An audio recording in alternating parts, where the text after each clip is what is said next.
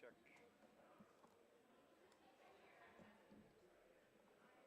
Check. 1, 2, 1, 2. Check, check, check, check. 1, 2, check. Check. 1, 2, 1, 2. Check, check. 1, 2, 1, 2. This must be the second one. I'll take that.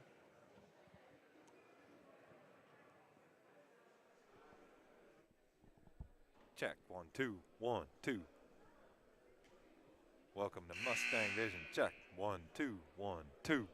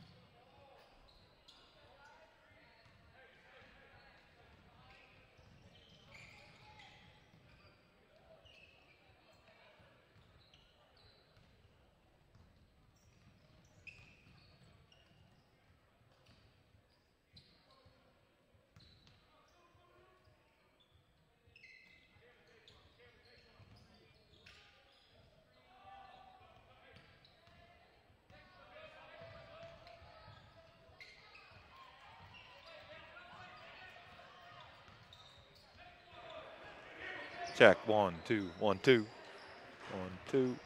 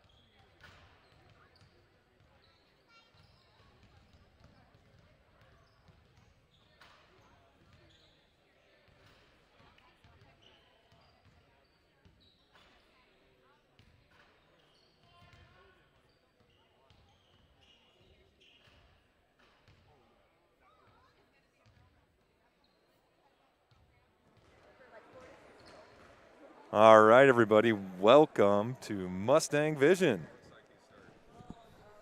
This is Eric Briesmeister. I'm here with the indomitable Trevor Parks. Trevor, good evening. Good evening. How are we checking in here today? I think your voice looks good. You're in mostly green and a little bit of yellow. Give me a little more talk, Trevor. What are you looking for tonight in the boys? Hustle. Want them to outrun them tonight. I think they should start looking up, get some easy buckets. This group needs easy buckets. We say it every game, and they played a little bit more free the week before, or the game before. A little bit more free, I thought. They did. Yep. I think that new offense was starting to click a little bit. They had a rough outing the last time, but both Briesmeister and Fairchild were out that last game, so it was a rough outing for the Mustangs. Cole was still out for that game. I see him standing there. He's not dressed tonight either. He was dressed for the freshman game. Well, no, he's back in shorts now, so he's obviously not playing this one. He was dressed for the freshman game, so that's a good sign. I'm sure he'll be back here in another week or so. Wonderful. So they really miss his ball handling too.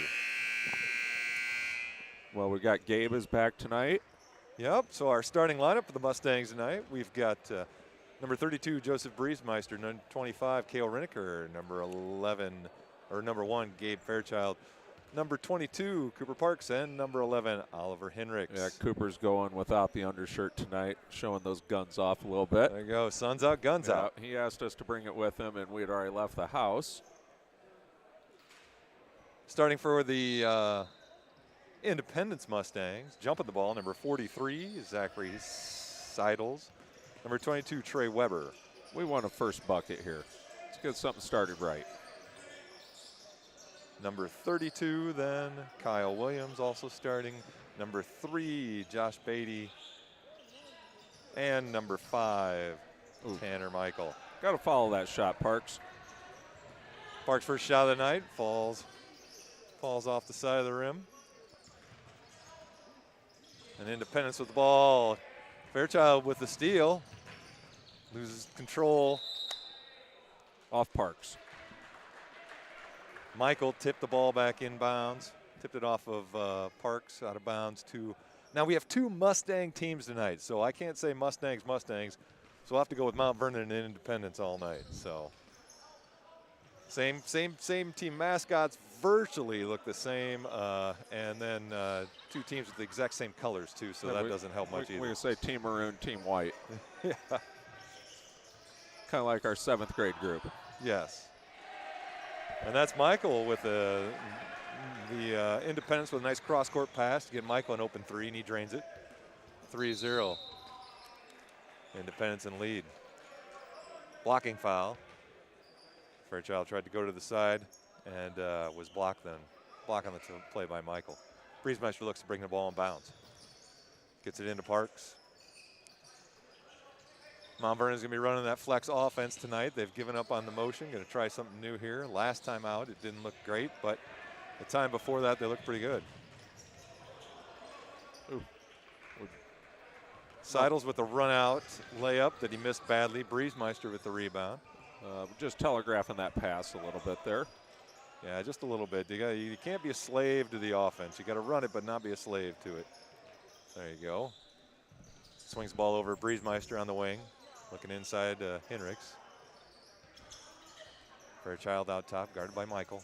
Just need to get a little quicker ball movement in this flex here. Look at the cross-court pass occasionally. Got to catch him. Fairchild mishandles the ball, stolen by Michael. Passes it over to Beatty for the layup.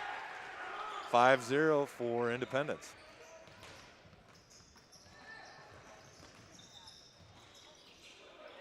Oh, Beatty gets a nice little steal against Fairchild. Bring it up. Seidels ran the court well, got the rebound, but missed the bunny. Briesmeister clears the rebound out to Fairchild. Guarded by Michael.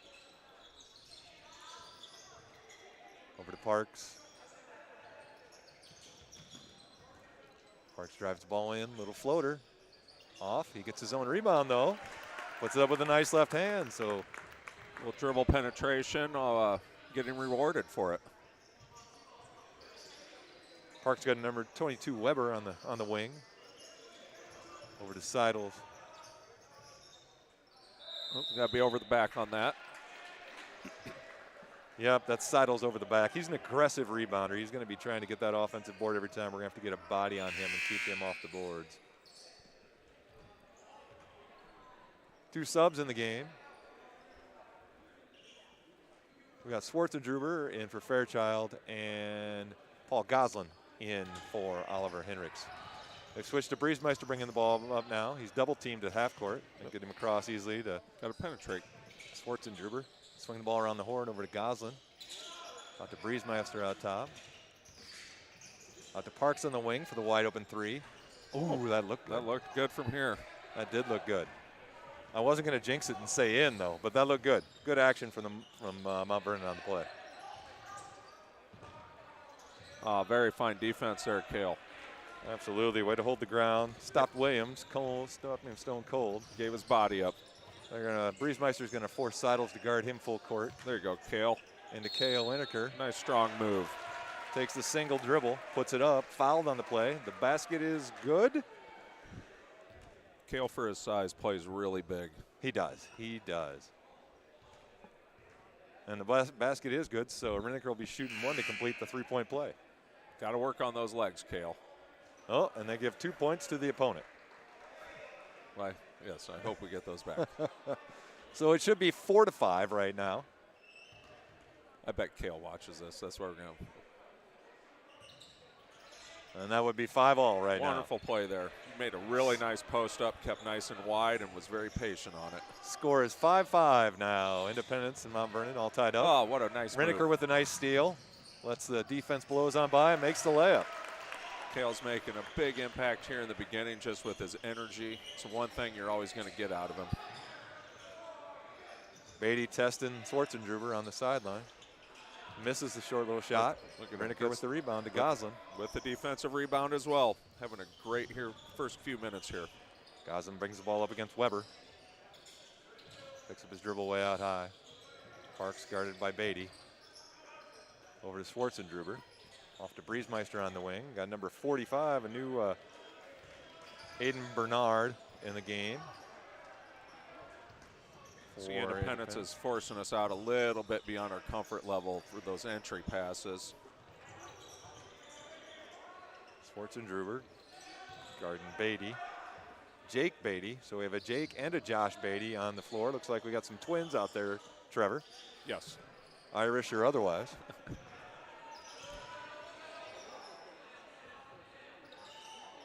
Goslin.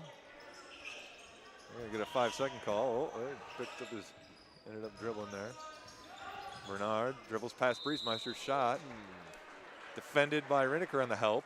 Gets the foul. Briesmeister needs to keep him in front of him. He's definitely quick enough. Well, it's really patient offensive possession there that, at some point I think boys, you get your legs just a little bit tired, started standing up just a little bit more, lost a little discipline there, let them by.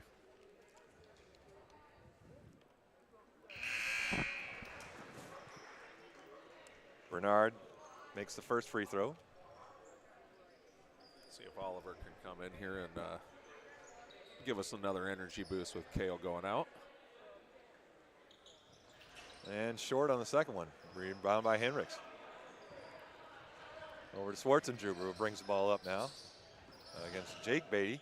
Out to Goslin for the 3-pointer. Good confident shot. Tracked down by Briesmeister on the sideline. Harassed, out to Parks, drives it in, shots up, he misses. Oh, that one out. There we go. Williams recovered the ball, but he was on the end line, so that ball goes to the Mustangs. It was kind of a little rough on that. I thought there was a foul there. No. Nah. Briesmeister gets the ball in bounds. Oh, nice post position.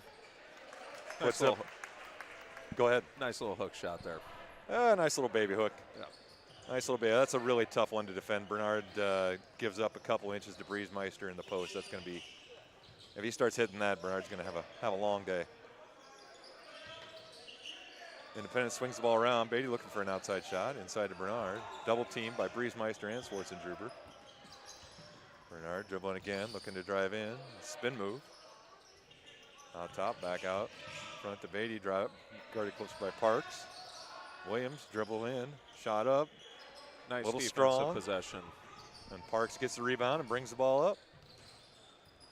We're back into another offensive set here for the Mustangs. Oh, double screen for Schwarzenegger for the wide open tray. Have we seen that all year, Trevor? I don't think so. I also liked with Cooper bringing the ball up the floor there, and that freed him up. Got the ball out of his hands for just a second to get open for one. They forget about the point guard sometimes, you know. They do, absolutely. Weber tried to swing the ball out top to Williams, who tried to go to the sideline, and just a little too strong for Beatty in the corner, and that was a turnover to the Mount Vernon Mustangs. And that will turn into a timeout then for Independence, I believe. Well, it's a nice recovery by Mount Vernon. I think they're on a 12-0 run here. Yeah, they started off not so hot.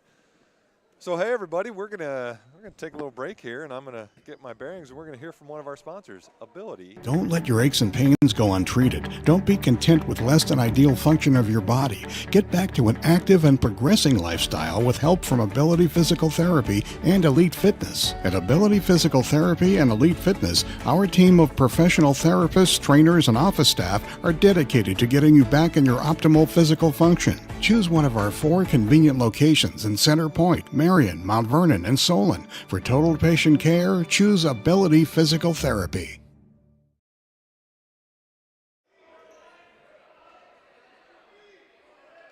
Okay, everybody, we're back and better than ever. I'm Eric Briesmeister. He's Trevor Parks.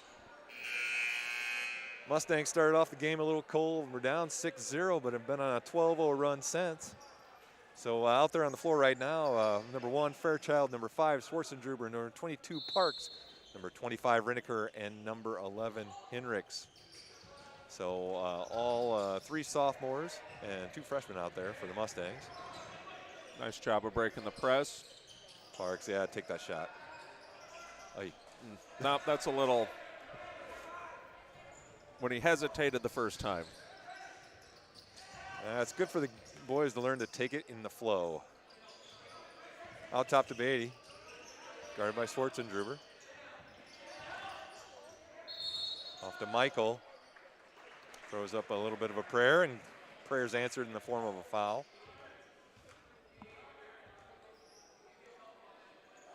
That was on the floor. On the floor, yeah, I didn't think that was shooting. Yeah. That's a second team foul now on the Mustangs. Fairly disciplined possession there.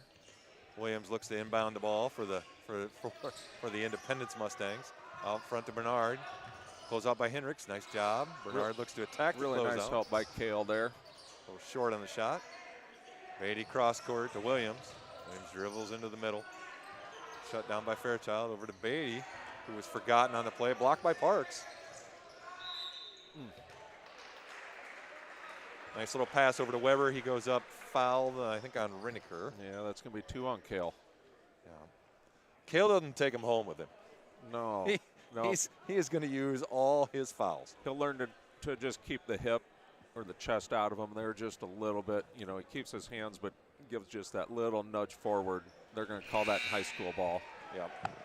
Weber makes his first. 12-7 now in favor of Mount Vernon. Goslin and Briesmeister back in the game for Hinrichs, and Parks will take his first rest of the night.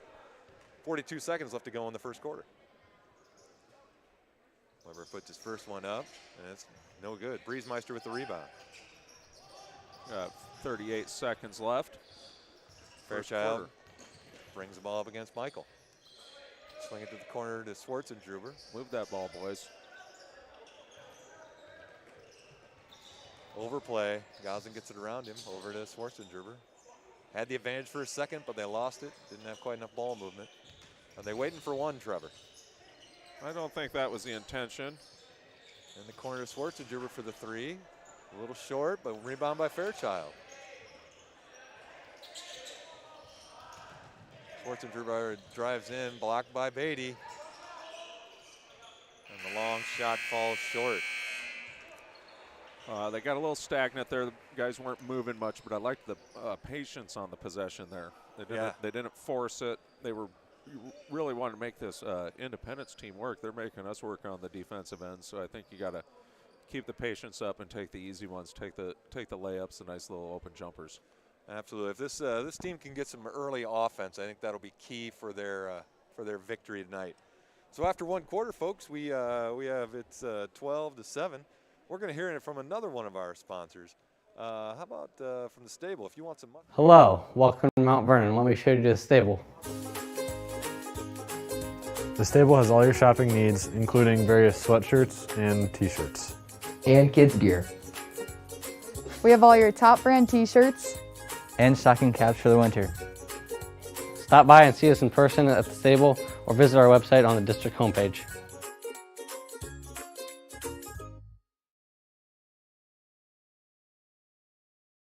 No, you are very, yeah, that's excellent when I was reading the whole list. Okay. Starting our second quarter here. Mustangs 12, Independence Mustangs 7. Into the game now, we got Parks and seeing his first action of the night. Colin Bentley. Double screen out top for Michael, who drains the three. Got AJ in the game. AJ McDermott also seeing his first action of the evening. Over to Parks. Looks to clear the press. Little pressure applied by Independence.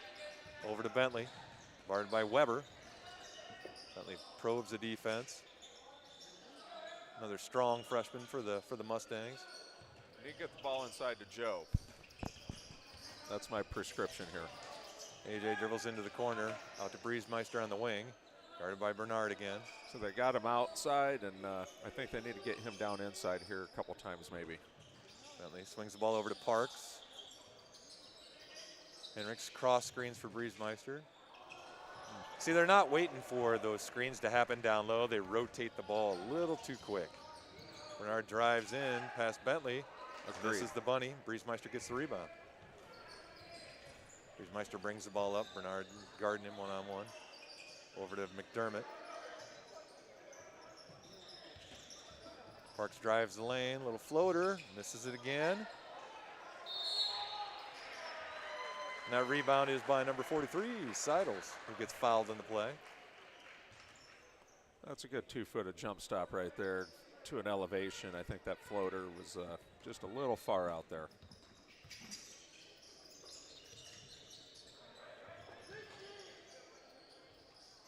Independence swings the ball around the perimeter. Bernard with the ball now to Beatty, tries to drive by Bentley. Michael was looking for a handoff, and Beatty passed to the wing instead. So that's a turnover on Independence. Well, they're getting a little frustrated. It's been a pretty good defensive sets, I think, Mount Vernon's shown overall here tonight. Yeah, they're putting a lot of ball pressure on Independence, and it doesn't look like that's something they're used to or something they enjoy. So Mustangs, the Mount Vernon Mustangs, just need to keep that pressure up. All right, well, I'm finally organized here now, and we're going to talk a little bit about our sponsors. We can't do it without them, and we are really, really blessed to have them. So just a shout out to number one, we'll talk about our maroon sponsors, Ability Physical Therapy, the Richardson Hanson Hotes Insurance Agency, Linwoodley Construction, Lynch Ford Chevy, Gary's Foods, Copenhaver and Associates, Iowa Physical Therapy, Mount Vernon Bank and Trust, Downtown Dental, Brown's Plumbing, Budget Blinds of Eastern Iowa, M&K Dust Control, and the Greater Cedar Rapids Community Foundation. So those are our maroon sponsors. We also have some other levels, platinum, gold, and silver, and we'll get to them here in another break. So, but back to live action. Bentley brings the ball up, guarded by Weber. Takes it over to the right side of the defense. Cross pick, looking for Briesmeister. It's closed. Bentley pinned down on the baseline. Bailed out with a foul. Looks like that's on Bernard. They were working hard trying to get Joe on that ball, and I think they sensed the set play there a little bit. Yeah, he was double teamed on that pick. Ball comes into Gazan, blocked by Bernard.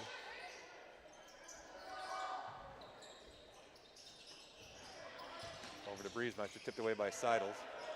Back into Briesmeister. Puts it up with the left hand, missed. But foul on the play on number 45, Bernard. Got him with the body there just a little bit. Or they get the headshot. I think he called a headshot. I don't know. Either that or the official had a duh moment and was hitting himself in the forehead. Yes. I'm not sure. I I haven't seen that call before. No. So Briesmeister was fouling the shot regardless. He's shooting 2. And the first one is good. 13-10.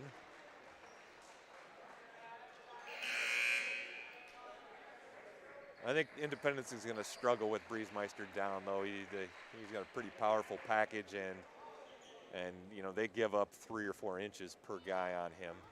So I think that's an advantage Mount Vernon will look to just exploit here. And the second free throw is good. The way they were playing there, looks like they're trying to dump 2 down into the post there, so that maybe a little double team that they need to that they've already recognized, maybe on film or.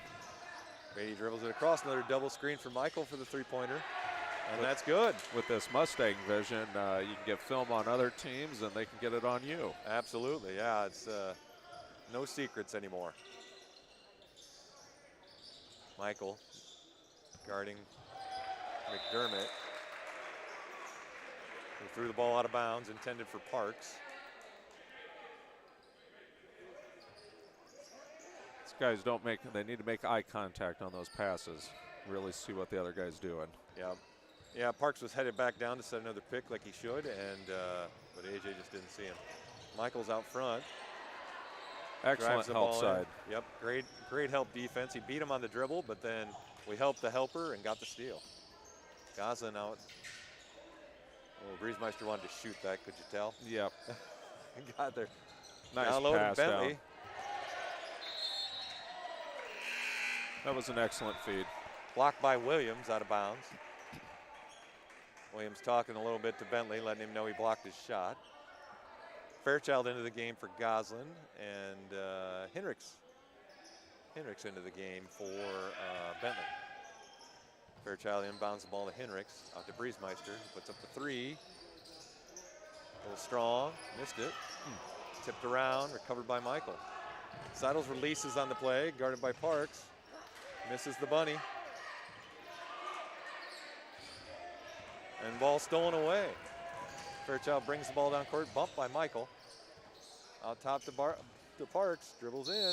Yep, that was a foul there. And foul by Beatty on the drive. Good aggressive play by Parks. Kind of a slow developing drive there, but you know, when you're aggressive and you go to the hoop, Trevor, good things happen. Yeah, that's really Cooper's the only one who's made much dribble penetration here tonight. And, hopefully the others will recognize that, but anytime this group's going to do well, they get penetration or they get the ball down inside into Joe or into the big man. I mean, once you get it down into the post, it just opens up so many more opportunities on the play. It does. And Parks makes both free throws to extend the lead to 3 for Mount Vernon. 4.5 minutes to go in the quarter. Well, that's 10 free throws at least in a row for Parks there. Beatty, strong, rebound by McDermott. Gives the ball over to Parks.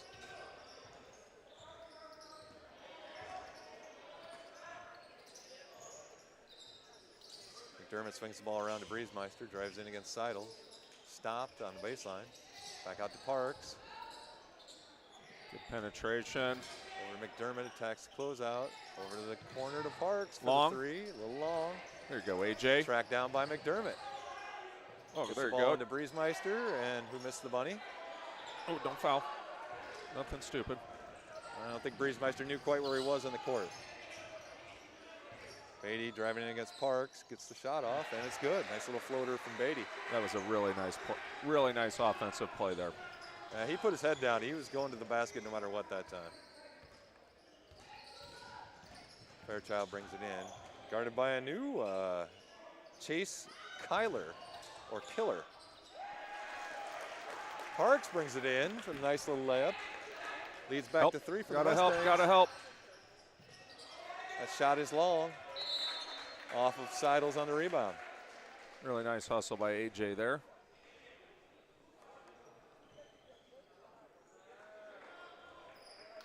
Disrupted that defensive rebound.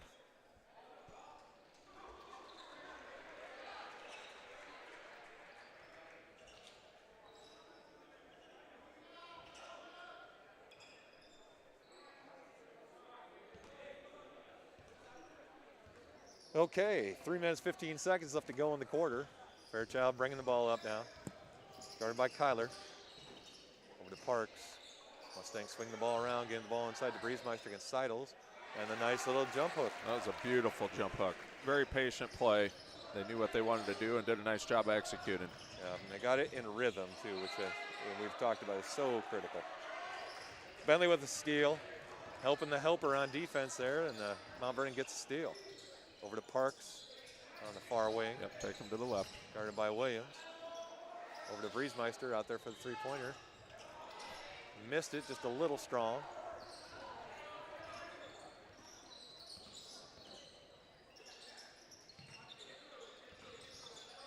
Williams tests Bentley, sides better of it, over to Seidels, over to Kyler. Guarded by McDermott. And they reset with Beatty out front. Seidels, double teamed, pestered by Bentley, who gets a steal. Great active hands by Bentley to activate the steal for the Mustangs. McDermott brings the ball down, over to Parks on the wing. Move the ball, boys, move the ball. Oh, nice head fake, nice ball fake, nice fake. Briesmeister tips the ball, missed shot by Parks, missed that putback. Parks gets another rebound. McDermott gets the ball into Briesmeister. Nice pass, AJ. Who puts it in. That's a 7-point lead for the Mustangs. Timeout. 7-point lead for the Mount Vernon Mustangs. Timeout, Independence. Okay, so we were talking about how spoiled we are by our sponsors. I'm going to talk about them again. Here we go. So I talked about our maroon sponsors. I'm going to talk about our platinum sponsors. Yox Landing, Scores, Wilkie's Liquor. Our gold sponsors, those folks are sponsoring 2 seasons. Palisades Family Dental, Mercy Care Community Physicians, Mount Vernon Family Dentistry, and Dave Bunch Heating and Cooling. And our silver sponsors, Sheer Image, Cause Team, Photo Image, Ace Hardware of Mount Vernon Insurance Agency, Chameleons Pub and Grub, U.S. Bank Home Mortgage Purchase and Refinancing, Mount Vernon Eye Clinic, and Bluegrass Enterprises. So Trevor, I mean, we are just so blessed to have these people. And like I said before, this is the reason we're able to bring the broadcast to you. So I know you work and know a lot of these people. It's just amazing the support we have here in this community. Holy moly, it's a lot of them. It's like 2 pages.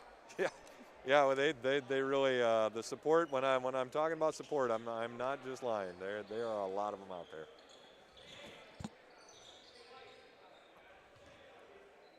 Well, it can't happen without them, like you said. So we'll take any and all comers. Now that I'm becoming more familiar with the Booster Club, definitely get our name in there soon. Well, that would be fantastic. You know, they need a 3-point sponsor. Always selling, always selling. Right? Back to live action.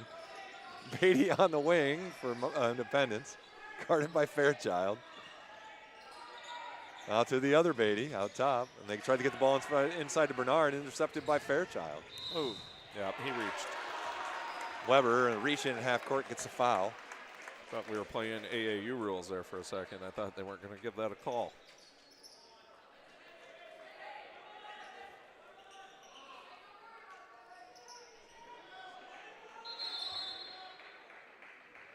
And that was their 7th team foul, so I think we should be shooting the 1-on-1. Yep.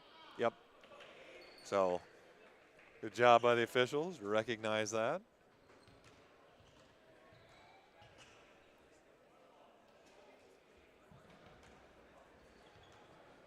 Fairchild shooting the 1-on-1, and that is good. Gabe's got such a nice stroke. Oh, yeah, pretty rotation on the ball. I don't know how it ever doesn't go in. I don't know either.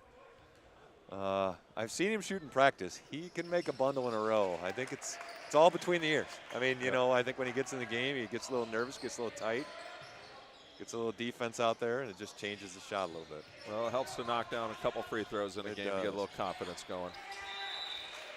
Independence got the ball inside to Weber, who tried to get the ball back out. Tipped out of bounds by Bentley.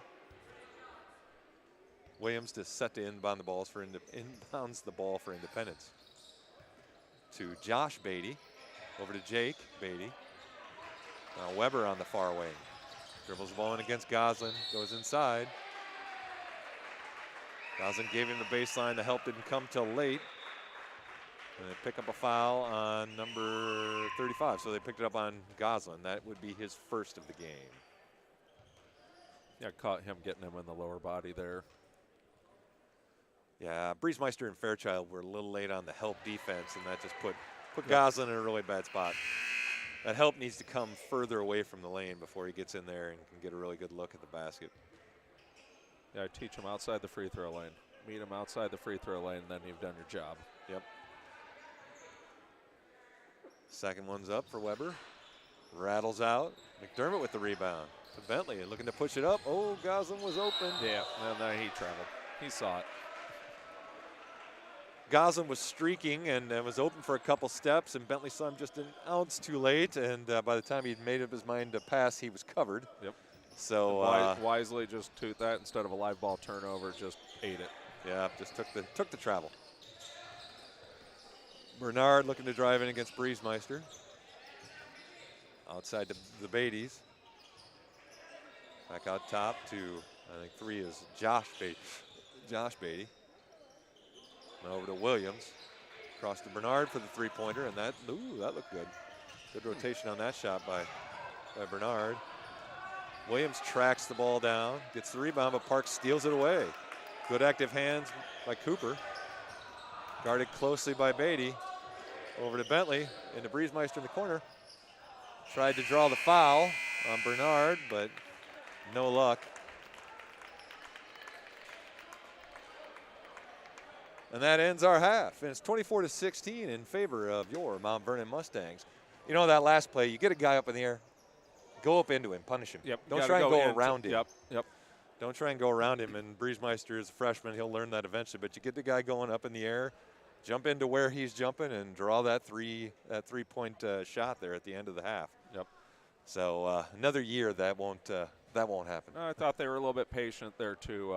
You know, a lot of times we get that guy that gets it outside the half-court line. All of a sudden, they're shooting a half-quarter over 3 people with 4 seconds left, and so, yep. So they got a legit look at it, and yeah, like you said, if Joe is going to learn to get them up in the air, just dip your shoulder and jump up in and absorb the contact yep. and try and chuck it up there. All right, folks, so you've heard about all of our sponsors. We've got some commercials from some of them, and we've already heard from our friends at Ability Physical Therapy and the Stable, but now we're going to hear from our friends. Hi, I'm Lisa Lansing with Lynch Ford and Lynch Chevrolet in Mount Vernon. As you know, there's a real issue right now with new car availability. New car dealers are critically low on inventory. However, unlike other dealerships, this situation doesn't change our philosophy on how cars should be sold. All it means in today's market is that we are going to work extra hard to help you with your next vehicle purchase, whether that's new or pre-owned. So at Lynch Ford and Lynch Chevrolet, now more than ever, let us show you how we really are selling a lot of cars in a very different way.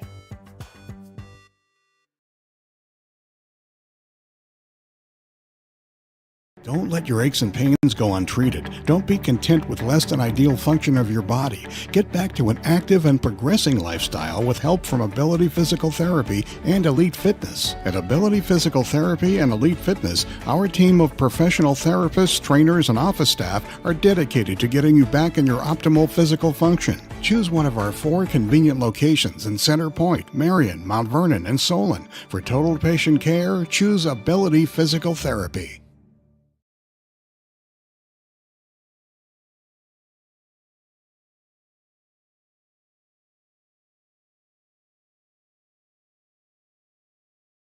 See it. You weren't back at work yet, were you? No. Okay. I was home. Okay, and we're back. We just heard from Lynch Ford Chevy and our friends at Budget Blinds. So Trevor, you know, we have a pretty good first half for the Mustangs. What's your summary of the first 16 minutes of play? My summary would be as they came out with energy and have equaled, matched, or bettered the energy of their opponent. They've been active with their hands, gotten several steals. Thought their defense overall, their rotation has been extremely solid for most of the game. They've gotten a couple of shots off, a few nice shots, and had a few guys make a few nice offensive moves that just beat good defense. But I didn't think we were really poor on defense at all. They were not getting a bunch of offensive rebounds off of us. Just some certain things I think that this group has struggled with. And then on the offensive end, I think they've been just a little bit slow. Cooper's been pretty aggressive, taking it off the dribble. We really haven't seen anybody else penetrating off the dribble or getting the ball movement really going where we can get that inside-out game going into Joe or Oliver or somebody in the post position there. They've been just a little bit late on all their screens and all of that, making that happen. I think they need to clean that up. They keep their defense in that. I think they could extend this lead out and make it. But I think this is going to be a pretty good game for the most part all the way through to the end. I think fairly evenly matched group. Yeah, I think so. I think both teams are pretty evenly matched. I think the Mustangs, honestly, in the first half just out-executed. Certainly, you saw, as you mentioned, a lot of steals on defense. And other than the first couple minutes, Fairchild was struggling bringing the ball up. Yes. We really didn't have too many, more than any coach would like, but not too many turnovers. That's been a bugaboo for the Mustangs. Certainly we've seen that throughout the year, and the freshman game was quite honestly riddled with them. They couldn't go more than 2 possessions without turning the ball over. The live ball turnover to the easy layup or delayed transition has been a real issue for this group. Especially against some of the stronger teams that they've played. And this group here that they're playing from Independence, really impressed with their guard play. And they've got a couple big guys that are bruisers there that are going right at it with Joe and Oliver. They're giving up a little bit of height there, but they're doing a pretty good job of denying ball and not letting them be real comfortable on the offensive end setting their screens. Yep, agreed. So yeah, I agree. I agree wholeheartedly. I think that these are 2 really evenly matched teams, and whoever executes better in the second half will be the winner. I don't see a huge talent difference either way. So I would give you stats, but I don't keep them. So we're just going to continue to talk here. It's 24-16. We have outscored them. and Paul Goslin has 1 foul. I can see that on the scoreboard. Yes. Other than that, though, Kale has 2. Kale definitely has 2. That's right. And I think Paul's got 1, and Cooper's got 1. I think that might be our only fouls. We did not reach the penalty during that half. They did not get to the 1-and-1.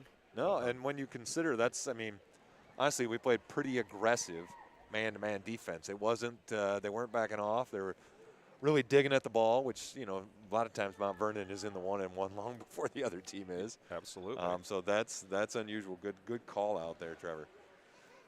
I like the rebounding play. I thought there were several times there where you had 4 or 5 Mount Vernon guys and they were making a circle around the basket. So I'm guessing there's been a point of emphasis made at some point on that, but it's much improved from what I've seen in a long time. I think so too. I think it helps too that Independence is putting a lot of energy to really try and stop Breezemeister, which has a tendency for the other guys to kind of open up the court, and especially particularly on the rebounding. And you saw Parks sneak in there 3 or 4 times. Cooper got in there for rebounds for Mount Vernon. So yeah, no, it looks good. That was one of their better first halves of the year. Absolutely, I think as a whole, as a team, especially on the defensive side of the ball, I think they're going to pick things up on the offense a little bit here. I think coaches will probably tell them, hey, we need to move just a little bit quicker, get a little bit more crisper rotations in there, and make that a point of emphasis coming into the second half. Yeah, they really do seem to struggle at, the one thing I would critique about the Mustangs offense, at both the freshman and the sophomore levels, is that they get the ball and they hold it above their heads and then they look, as opposed to knowing where that next pass is really going and getting that ball moving, force the defense to defend both sides, i.e. both sides of that lane, and rotate the ball around and really make that defense work and make them think. And that's when you get great open shots. So even though I would say without having the world's best ball movement, I would say, shot selections and the shots we were able to get were pretty good, I think, in that first half. Yes, probably just question maybe a couple shot selections, but for the most part, even they just struggled to knock a few of them down when it was all said and done. But very, very proud of that group for that first half, and they almost always seem to play a little more freely during the second half. So hopefully that's the case here, and they come out reared up, fired up, and ready to go, and keep up the good energy. Well, you made a good prediction on that first half, so I'm going to go with your prediction here in the second half. They're going to play a little more freely on offense. That's good to hear. I like a good up and down basketball game. Here in Mount Vernon, we don't get to see those ever, do we? No, we do not. I'm all about easy buckets. Yeah, if you never have to run a set offense, why would you, right? That's 7th grade, I will say. It's becoming infectious with them watching those boys play with both of our sons on a team. And all the runouts that they've been getting. And they've been playing a couple decent teams, a couple not so, a little bit, maybe a little bit less developed teams. But when you get those easy runouts, just the easy layup, 2 or 3 of those is infectious and gets everybody running the floor. I think it picks up defensive intensity as well because everybody wants to go out and get the easy layup. Absolutely. And I think, when a team can do that, it's indicative of a couple different things. Obviously you're playing some solid defense and you've confidence, but then you've obviously your team's doing the job on the boards. It's hard to get a run out without a rebound, right? Absolutely. And if you have some good dominant rebounders, which I think we have here tonight, definitely for Mount Vernon, between Briesmeister and Hinrichs and Parks and Riniker, those are 4 really solid rebounders. So it would be nice if we could get a couple of those runouts and get some early offense, and we'll look for that here in the second half. Alternate possession, then the Mustangs get the ball. Riniker will look to inbound the ball to Fairchild. So your second half starting lineup, the same as it was to start the game. Fairchild, Riniker, Briesmeister, Hinrichs, and Parks for the Mustangs. And Weber, Beatty, Seidels, Williams, and Michael then for Independence Mustangs. Just lacked a little patience there. They still had 2 guys in the post on the same side. They need to let that play clear maybe for an extra second. Inbounds the ball to Parks, drives the ball in, stopped by Weber, over to Riniker, who puts the ball up, misses the bunny. That was a nice strong move by Kale.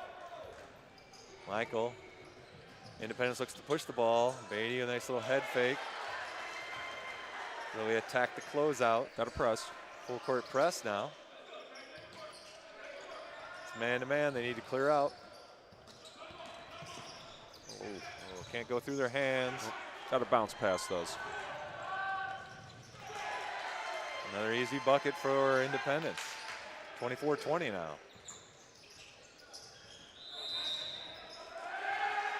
Fairchild pressured by Michael. Caused the carry on Fairchild. I think they just need to clear out there. I think they're just running strictly a man press right there. Yeah, that's all they're doing.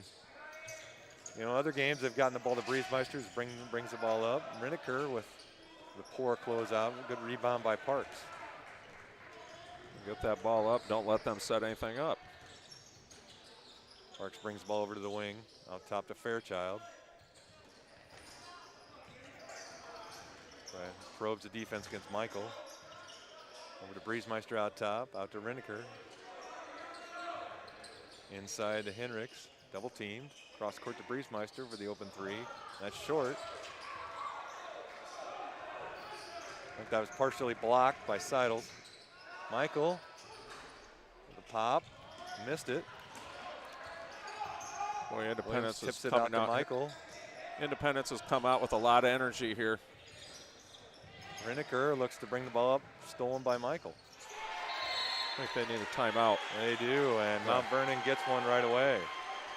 They came out the second half with not very much energy, and Independence came out with a ton, and that tightened the game up. So in less than 2 minutes, that 8-point lead now is 2-point lead. So Mount Vernon is up 24-22, and this is a full timeout. So we'll go back to our friends. Hi, I'm Lisa Lansing with Lynch Ford and Lynch Chevrolet in Mount Vernon. As you know, there's a real issue right now with new car availability. New car dealers are critically low on inventory.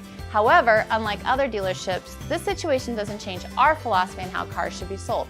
All it means in today's market is that we are going to work extra hard to help you with your next vehicle purchase, whether that's new or pre-owned. So at Lynch Ford and Lynch Chevrolet, now more than ever, let us show you how we really are selling a lot of cars in a very different way.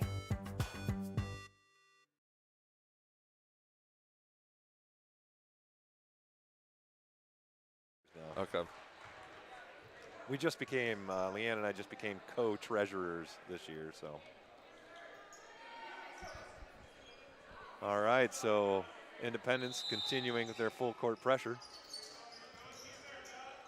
Mustangs get the ball inside the Schwarzenegger. This looks like a 1-2-1 half-court trap. He gets trapped on the side, gets the ball over to Goslin. Get the ball over up. to Schwarzenegger. Nope. Into the middle to Weber. Brings the ball down for the layup. This pressure is really bothering Mount Vernon. Parks takes the ball matters into no hand, breaks the press. The ball slipped out of his hands on the way up. Nice drive all the way there. This pressure in the second half bothering the Mustangs. Another layup. 2-point lead now. Go Parks. Guys got to clear out there. Over to Briesmeister. Brings the ball up. Breaks the pressure. Tipped away by Williams, out of bounds. Briesmeister inbounds the ball. This pressure defense has got the Mustangs a little out of sorts. Inbounds, stolen away now by Independence. Gets the ball down to Williams. Gets the ball over to Seidels. Too strong on the layup. Out to Beatty. Attacks the closeout. Briesmeister blocks the three-point shot. Takes it all the way down. Misses the bunny. Parks gets a rebound. Fouled on the rebound. That was a flurry of action there. Get a little sharper in that energy level and need to start finishing there.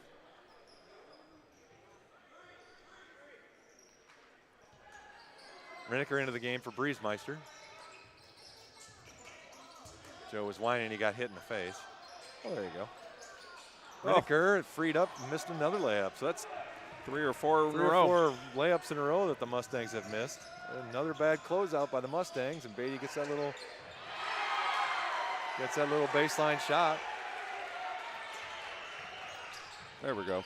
Let's get that up. Vernon needs to just run their offense. They're doing a little too much complaining about getting pushed in that. They're getting physical, then you need to return the physicality. Here we go, boys. Reniker dribbles in against Weber. Cross court to Schwarzenegger, guarded by Michael. Over to Goslin on the three-point line, guarded by Seidels. Back out to Parks. Looks to drive it in against Beatty. Over to Goslin. Swing the ball around now. Got to have some more movement, a little quicker movement. Over to Goslin. To Reniker. Briesmeister set to come back at the game in the next dead ball.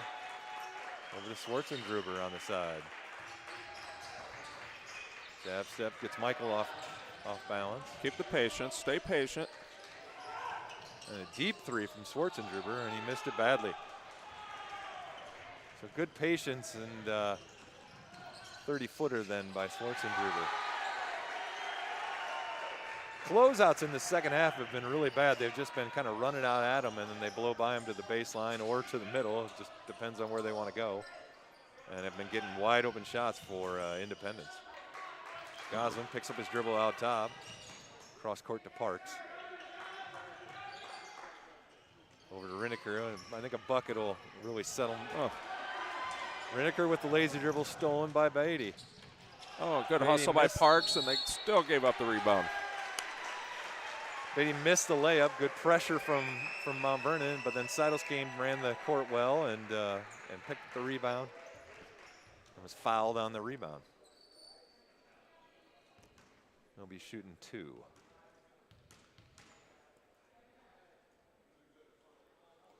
Yeah, that's extra physical play and is really affecting the Mount Vernon group right now. Yes, it is. Yes, it is. Speeding them up a little bit and just getting them out of their comfort zone.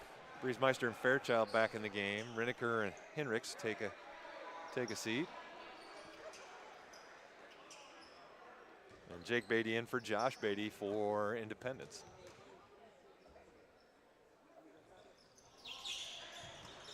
Oh. Briesmeister doesn't block out. Bernard gets the rebound. Gets the ball over to 42. That's Carson Rummel.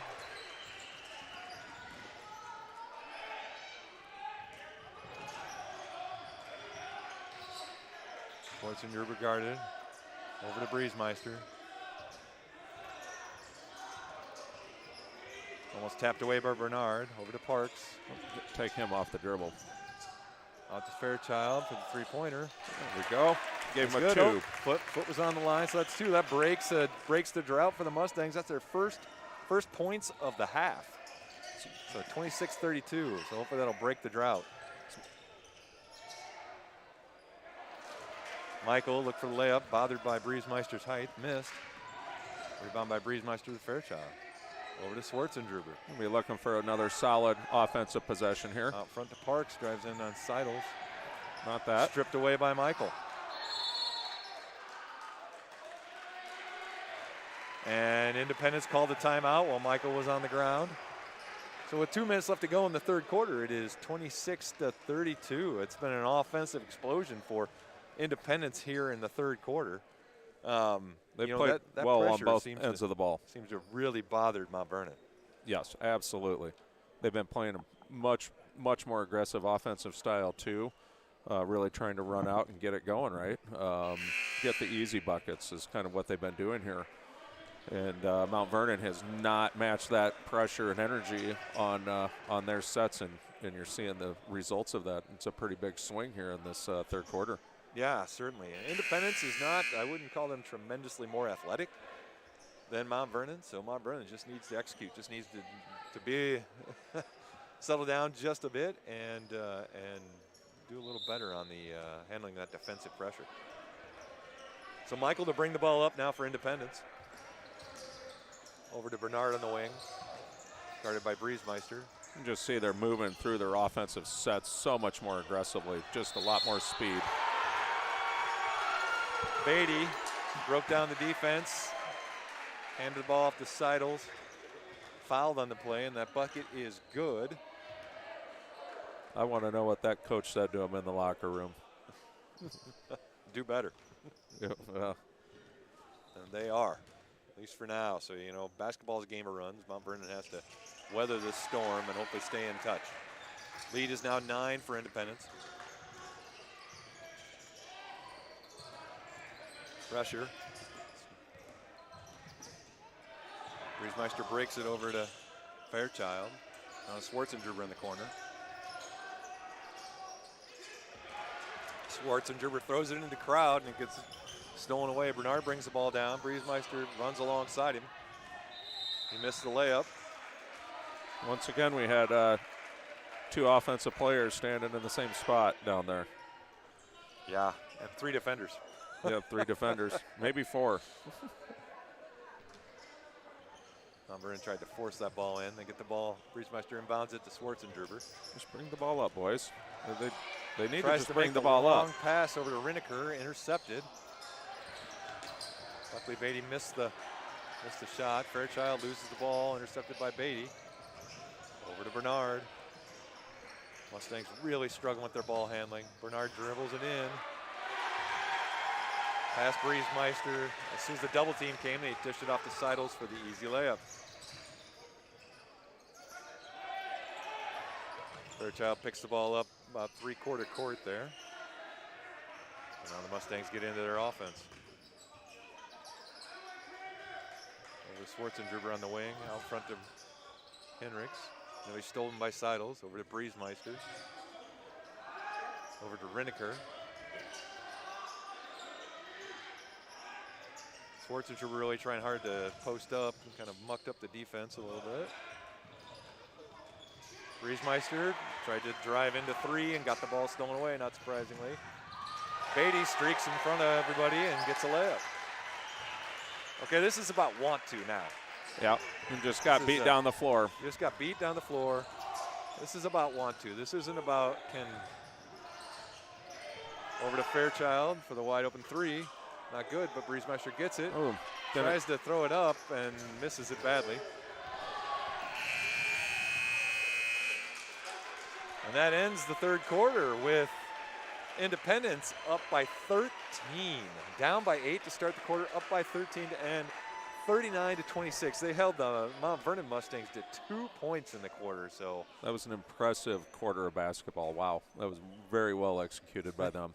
They went on a run that quarter. That is for certain. So Mount Vernon has some work to do here in the last stanza. That is for certain. I saw some subs going into the game.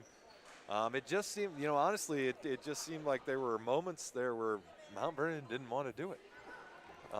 You know, you saw that last play where Beatty ran in front of everyone, and you know, he wanted to be in front of everyone. We didn't just match him and run down the court with him. That's absolutely a great assessment there.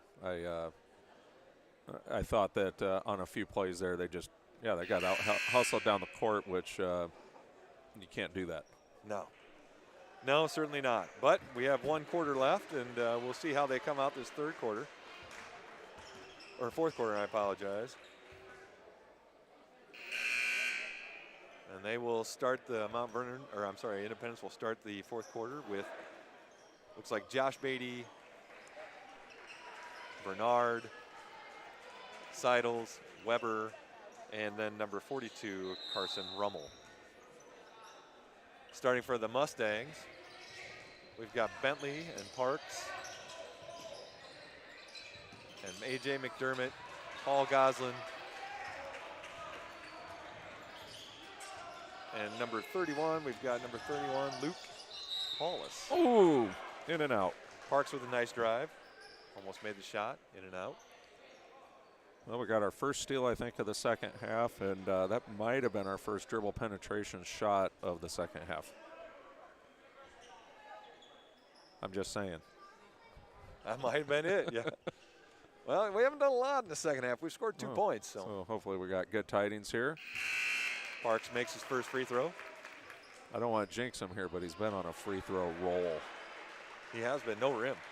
No rim. Has he hit rim in the last couple games? Two games? Yeah. He went 8 for 8 or 10 for 10 in the last game. It's 3 for 3 tonight.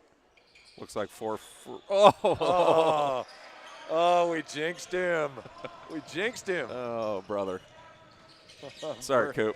Bernard guarded by Parks, who made 1 out of 2. Out in the corner to Beatty for the 3. Yeah. That's good. He had happy feet on that one. Yeah, they're playing pretty free now, so we're really going to have to button down. Goslin gets the ball up to Paulus, out to Bentley. Out top to McDermott, drives in. A layup, blocked by Seidels. Yeah.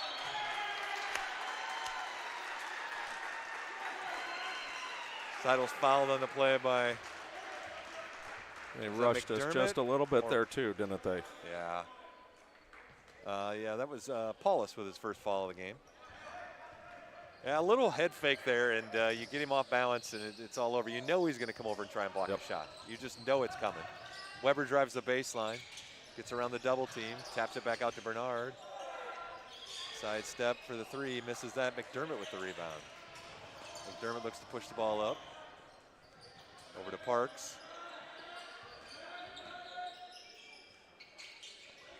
To McDermott. They don't seem to know what they're doing on offense. Paulus was really struggling with the offense in the first game, so I don't know if that'll change here in the second game. Sets a down pick for Goslin. He gets the ball in. Ooh, missed the layup. Had a good shot there. It's about 5 that we've missed this half. Bernard dribbles past Parks, gets the layup, misses. Seidels gets the rebound, almost falls down. Stolen away. Bernard got the rebound. Stolen away by Bentley, and Bernard fouled him in frustration.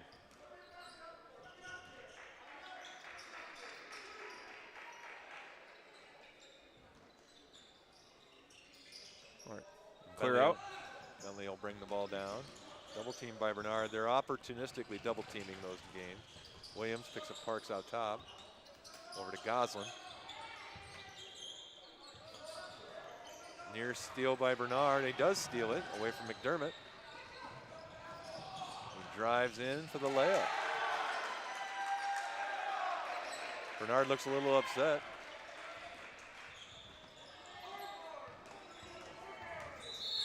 That's got to be a block. Yeah. That's a block on Bernard.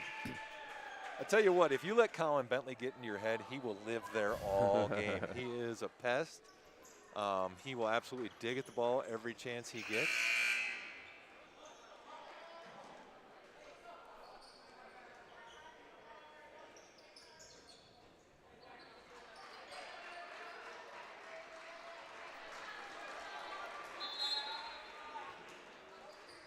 Bentley will inbound the ball.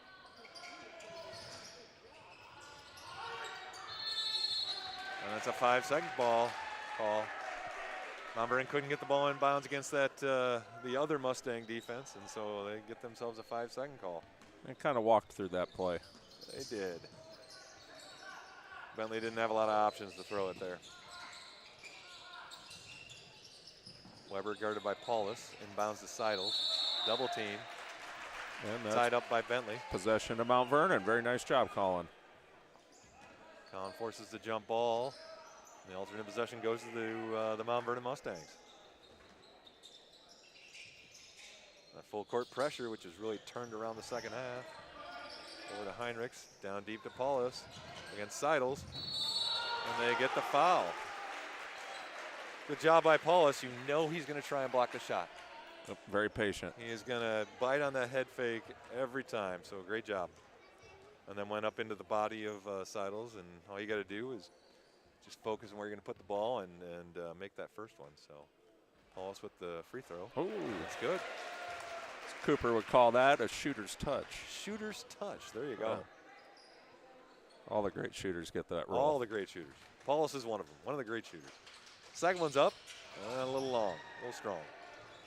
Williams with the rebound over to Beatty. Independence bringing the ball down. Parks reaches. Beatty goes around him. Onto Williams. Beatty misses the. Beatty misses the bunny. Rebounded by Seidels and knocked out of bounds by Bentley. I thought Bentley knocked that off Seidels out of bounds, honestly. And he very well may have. It was a tough one. Michael outside for the wide open three. Good job, Oliver.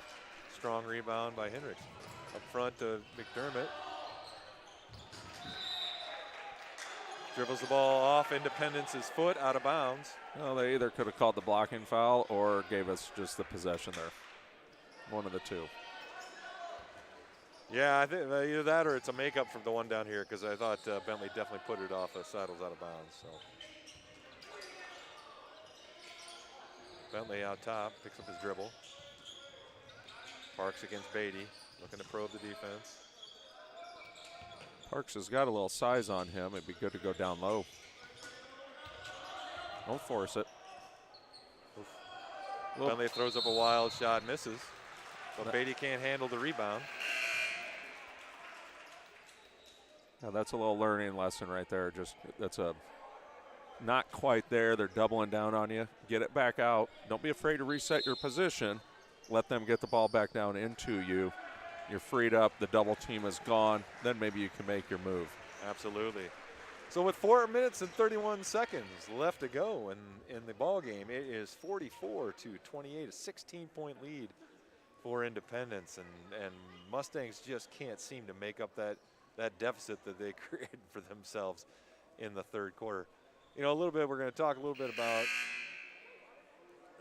how do I do that, Trevor? There it is. You know, are you sitting at home enjoying the game? You know, certainly shout out to all of our sponsors, but if you want to be involved yourself personally and support the broadcast and support the student athletes here in Mount Vernon, we have a new way of doing that. We've actually received one of our first donations via Venmo, Trevor. So if you had a Venmo account, you would just scan the code and then send us your donation. Yeah, you guys all make fun of me for not having one. Yeah, I don't have one either. You know, it's just that's like all my kids do, I think. But I sure don't. But if you want to contribute to the broadcast, this is your opportunity to do that, or you can do it personally and support the student athletes here in Mount Vernon. Oh, well, I was talking about sponsorship. Very nice.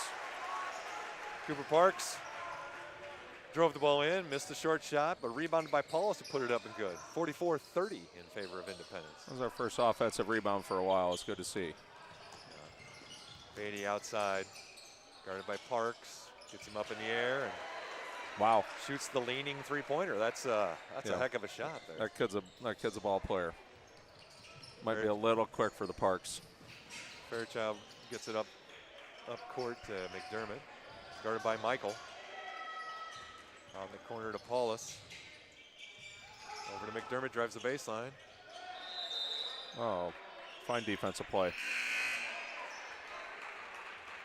Ball was taken away, but Williams was out of bounds when he got the ball.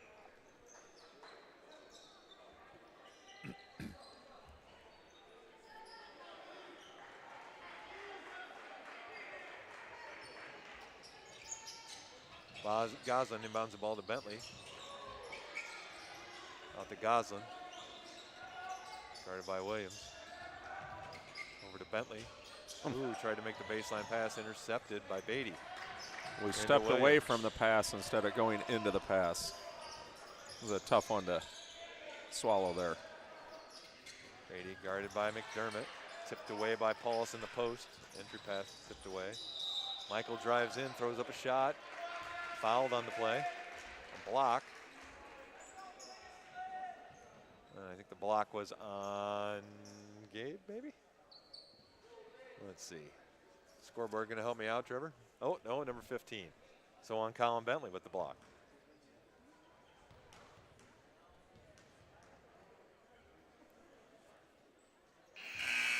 Boy, this been really some stellar second half play out of this Independence outfit. It's well executed basketball. Yep. Yeah, we just weren't able to handle their pressure here in the second half. I mean, you know, typically when you get pressed like that, it opens up opportunities for layups. But on the reverse side, if they turn you over a lot, it can get ugly, and it's gotten ugly here fast. So 19-point lead, biggest of the night now for Independence. Vernon, they keep up the pressure. I think we're going to need a timeout here. McDermott brings the ball up. We're going to get a 10-second call. Yep. The Mustangs don't get the ball over half court. Another turnover for Mount Vernon. That was a long 10 seconds. That was generous. I'd like to look at the clock on that, but yeah, real tentative on our ball handling right now. Michael in the corner against McDermott. Dribbles in for the shot and good. Our defense has been a step off here in the second half too. I mean, make no doubt their pressure has done a lot, but our defense, our closeouts have been poor and really allowed them just to blow by as opposed to going out under pressure or under control with the hand up. Absolutely, and then when we have gotten into our offensive sets, we kind of felt like we needed to score, you know, and you really just took it out of that little bit of rhythm that they got in the first half. So and really credit Independence for really picking it up, and we just weren't able to match it. Yep. Aaron Bellamy seeing his first action tonight in the game for Bentley. And they have made a lot of shots. There we go. There's a nice easy one. Yep. Inbounds past McDermott, who gave it to a streaking Paulus for the layup. 51-32 now. We only had a couple easy ones like that. That's a little bit of fun. Beatty guarded by McDermott.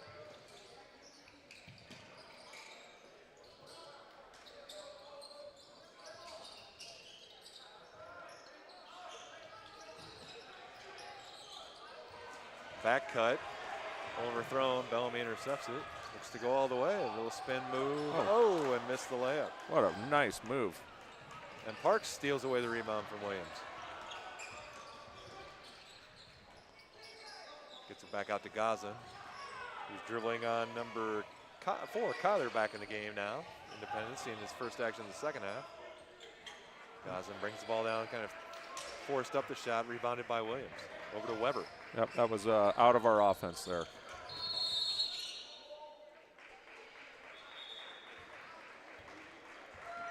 Independence calls a full timeout. Going to look to get some of their freshmen in the game, get them some minutes here in the sophomore contest. You're allowed 6 quarters a night, so they're going to get them as many minutes as they can.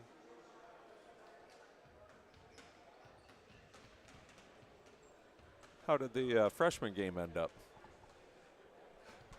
You know, you would ask that. I don't know. You know, we didn't win.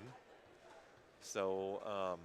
Oh, did I beat? I think I beat you here tonight. I'm sorry. No, I was here. Oh, were you here? I was here. I didn't do the broadcast. Okay.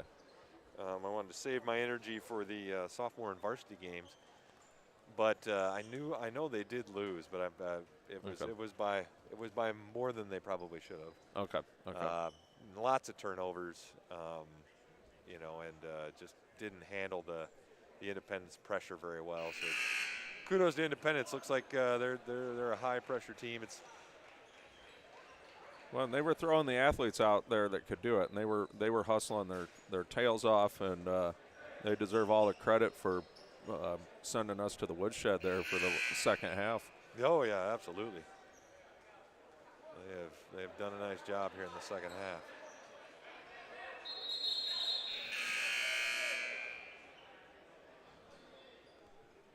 Oh, I think a lot of time just went off the clock. Yeah, we were at 1:30, something like that. It was, I think in that realm. It was like 1:31 if I had to guess. There you go. See, look at that attention to detail, Parks. Look at that attention to detail. That might be the only time I get it right all year. Uh-oh. Oh, boy. How do we give that up? Oh! And Parks.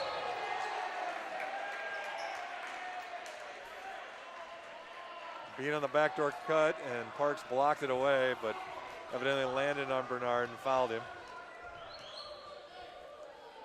I don't think Cooper agrees with the call, but the call is the call nonetheless. I don't know if I agree either, but good block. Bernard will shoot two. He chased around the wrong side of the screen there. Well, and McDermott on the backside should have recognized. Yeah, nobody was helping retreated. on the. Yeah, nobody was helping either. But he didn't. So Bernard makes the first, and the second one is good. Good-looking freshman. Yep. Yeah, they don't have a ton of height, but they do have good athleticism in Independence. Goslin brings the ball down. 1:20 left to go. Parks comes around the top, over to Goslin. Baseline to Bellamy, drives in against Bernard. Over to McDermott for the three-pointer. Off, rebound to Parks, gets it in and scores. Made a layup. That's an unusual thing for our Mount Vernon Mustangs this evening. Might that?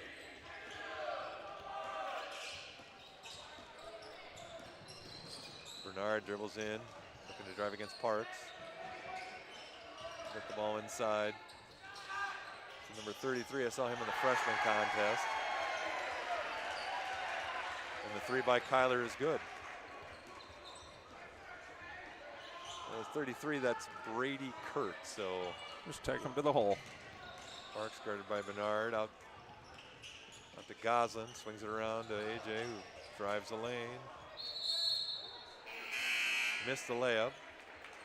Tipped out of bounds by Independence. I like the motion on that offensive possession right there. That was some of the better motion that we'd had tonight. Absolutely. Atticus Rude into the game. Oh, nice cut. Goslin gets the ball into Bellamy for his first points of the night. 36-56 now, 20-point deficit. And Rummel puts up the three in rhythm. 59-36. Parks drives it in, out to Bellamy. Last second shot blocked by Rummel. That pretty much explains the second half right there for the Mustangs. And your final of the game, 59-36. So after a great start for Mount Vernon, a 24-16 lead at half, they kind of fell apart there in the second half against the defensive pressure coming from the Independence Mustangs. I think the big thing to me is they just didn't match the pressure, offensive or defensively, that extra energy level boost these kids from Independence came out with, and just pure and simple, they didn't come out and match it. I think they had a little bit equally matched group there, size-wise, capabilities-wise, and that to me was the telling difference. Yep, indeed. So they're started the clock already. Whoa, no, they haven't. Okay, they were thinking about starting the clock for the varsity contest. I was like, wow, that was fast. But we have the varsity coming up next, and a 6-6 Mustang team versus a 6-6 Independence team. So, you know, I don't know if you've had a chance to look at that matchup at all before you take off, Trevor, but two pretty even teams. Mount Vernon they've both played a pretty similar schedule, and Independence has losses to Clear Creek, Amana, Solon, and Williamsburg, and lost to CPU, but we beat CPU. But they beat Maquoketa, we lost to Maquoketa. So, you know, two, I think, pretty evenly matched teams. You'll see that Independence has some good size. They're led by Michael Castle, who's leading them in scoring 18 points a game. Yeah, I'm watching him out here in warm-ups, and he's running like a gazelle. They look like they got some real nice height and some solid athletes. Yeah, what height they lacked at the freshman or sophomore level looks like they've been eating their Wheaties since. Yeah, we got 6'5", 6'3", 6'6", 6'4". Evan's going to be busy. He is going to be busy. Well, I'm Eric Briesmeister. He is Trevor Parks, and we just brought you the sophomore game. So, Trevor, you gonna stick around for part of the varsity contest? I am going to stick around here and see if we can't see. I'd like to see who we throw at them, how we go. If we go a little bit small and we try to be pests, or does Michael start getting some action in there? I think you never know how that's always going to work out, just the way the game's being dictated. But I will say defensively, they're going to come out, they're going to work their tails off. And I think if they can make a few outside shots, free up some of that inside space with those big boys in there, be a real big key to that game. Okay, well, we're going to go to a commercial break. In the meantime, Trevor and I, when we come back, we're going to give you a little insight on the next game and some of our predictions. But until such time, you're going to hear from New window coverings are a fantastic way to update and transform a space, and in this part of the country, we hope you'll consider Budget Blinds. Your local franchisee, the Sill family, and their many team members recently received 2 huge national honors. They won the National Franchisee of the Year award from Budget Blinds, and they earned our National Best of the Best award for customer satisfaction based on their record of outstanding customer reviews for years. We love that Budget Blinds has the huge selection and buying power of a big national chain, but operates with the personal touch that comes with local family businesses. If you're looking for stunning blinds, shades, shutters, drapery, the Budget Blinds team has what you need both residentially and commercially. The Sill family will bring many great design ideas to the table in an in-home consultation. Then their installation teams will make sure that your window coverings are installed professionally, ensuring many years of enjoyment. Please visit budgetblinds.com to schedule your free in-home consultation. Budget Blinds, style and service for every budget.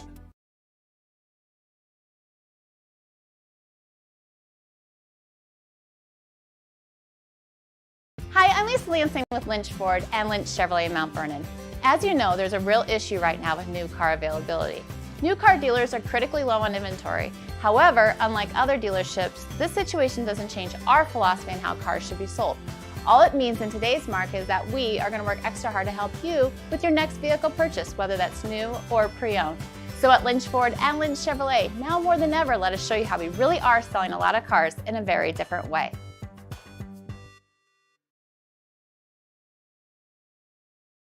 Don't let your aches and pains go untreated. Don't be content with less than ideal function of your body. Get back to an active and progressing lifestyle with help from Ability Physical Therapy and Elite Fitness. At Ability Physical Therapy and Elite Fitness, our team of professional therapists, trainers, and office staff are dedicated to getting you back in your optimal physical function. Choose one of our 4 convenient locations in Center Point, Marion, Mount Vernon, and Solon. For total patient care, choose Ability Physical Therapy.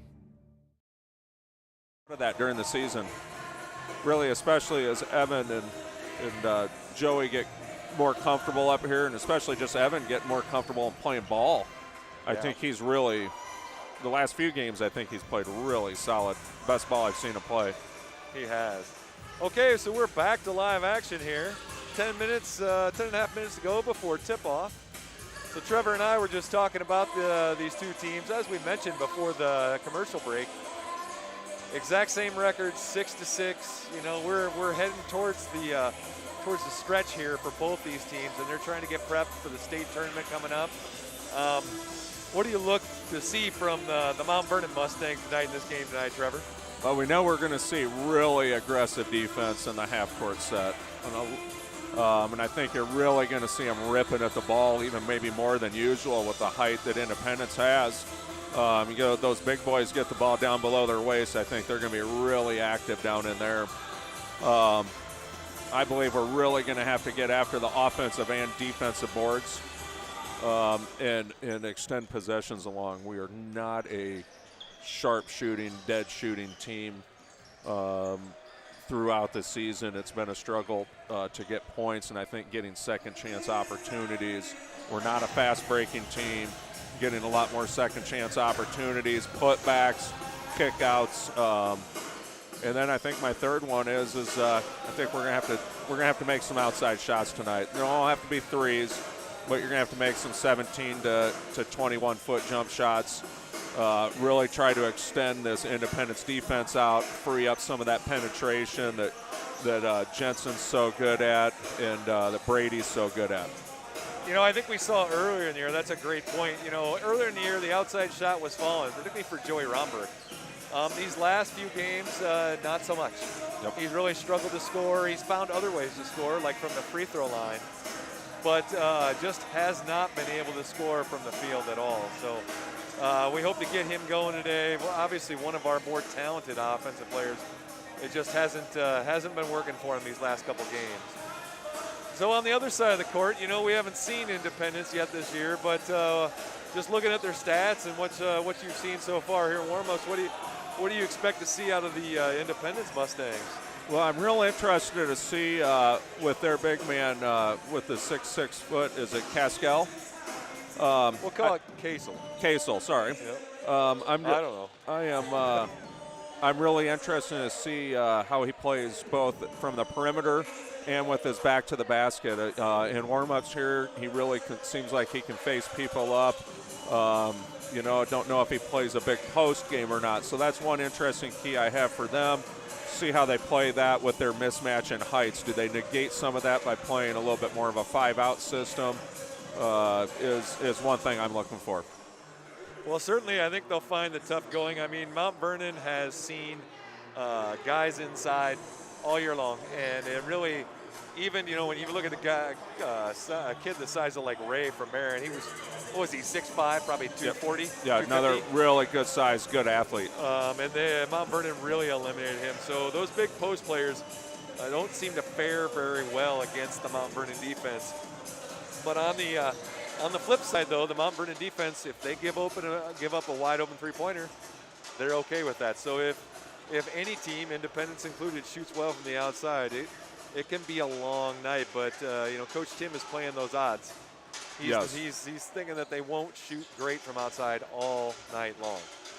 But of course that does happen sometimes. But typically those averages even out over a game. So yeah, it'll be interesting to see how they deal with the Mount Vernon pressure.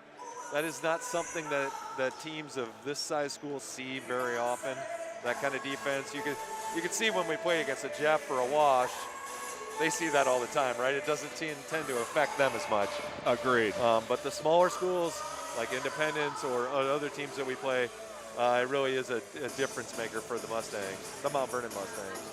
Yeah, it's going to be a big shakeup in this conference next year and statewide when they introduce the shot clock. Is that next year? That's next year, yeah. Yep, just at the varsity level. Yeah, and I think that'll really improve the flow of the game. I think, especially the smaller conferences have a tendency to play a little slower paced games versus the bigger cities in Des Moines and, your Sioux City schools and such. They usually play a little bit more up-tempo. It's going to force that tempo up just a little bit and it would really be an interesting dynamic. I think it can kind of affect the end and standings of a season by really rewarding efficient offense and quick offense. Well, Ed Tim has coached at the college level, and I think that shot clock has been around. I mean, he has been coaching a long time, but I'm sure he has coached teams with the shot clock. So I think that should be an advantage for Mount Vernon. It'll be interesting to me that you bring that up. It'll be really interesting to me how that impacts the defense. Will we see a little more full court pressure? I assume so. Yeah. Just to bleed seconds off the clock. I mean, three-quarter court, somewhere in that range. Yep. Now, whether Mount Vernon will do that, I don't know. I doubt it. but I think you'll see that from a lot of other teams. I think you'll start to see a lot more full court pressure, maybe even just token, just to bleed extra seconds off the clock to make their offense a little more hurried.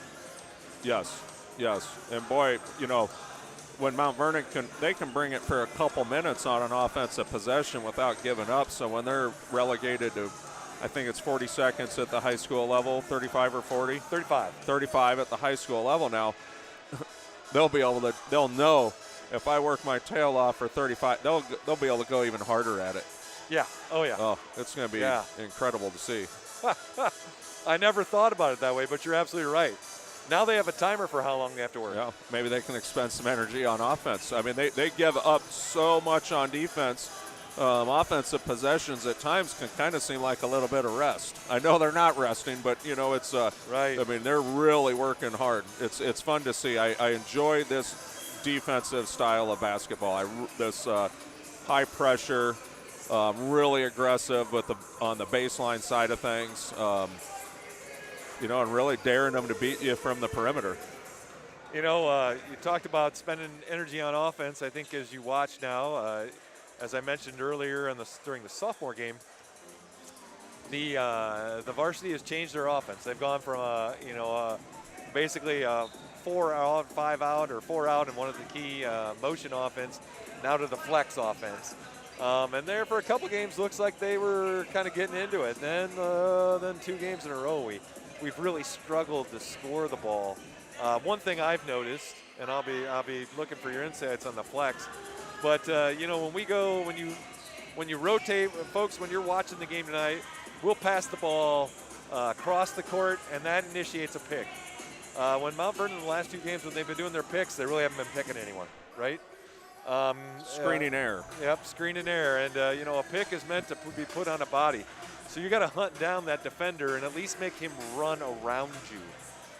If they are cheating so bad, then you got to back cut on them a little bit, right? So you can see they're not quite getting the offense. So it's very new to them, and it'll be interesting to see, you know, exactly how that works. Now, when we played, I can't remember the game. We did a lot of popping for the post. It set the pick at the block and then pop up, and we get a little mid-post shot.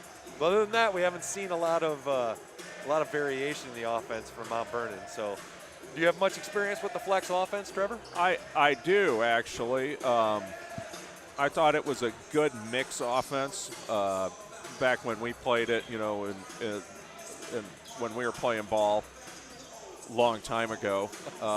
We ran a more of a motion style. I think the motion's a little bit more freeing, but you know, they are trying to free some things and get some more movement underneath and a little bit more of a set. I think in the motion offense, which is a preferred offense, I think they felt they were getting a little stagnant, a lot of standing around the perimeter and not utilizing jab steps and back cuts, which the flex offense creates that movement down into the hole and is going to allow you to get some bunnies and some posts designed to get you some post looks there.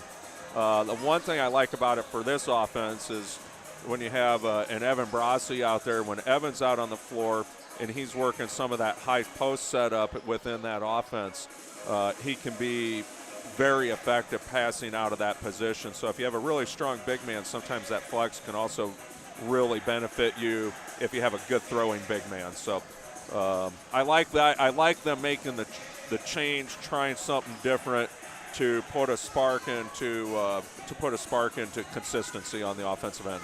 Yeah, you know, and the logic behind the switch was, you know, we have a lot of really, I think, cerebral ball players, guys who think a lot, and they were thinking too much, right?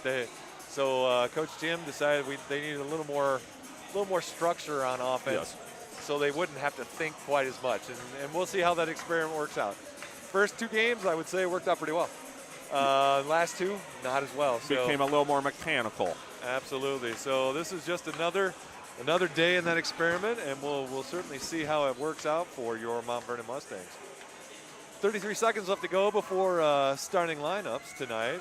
Looks like we've got Ty Panos over there, a junior. He'll be doing our intro tonight, and does an amazing job at doing that. So, and hopefully we'll be treated to the Manthem again this evening. So our singing Mount Vernon Mustang men will hopefully sing the the national anthem for this evening too. So both teams are getting lined up. Crowd's getting fired up. We got the cheerleaders here, and we got a good crowd. I'm excited for a little basketball tonight, Trevor. How about you? I am real excited for some basketball. All right. And here we go with our starting lineups.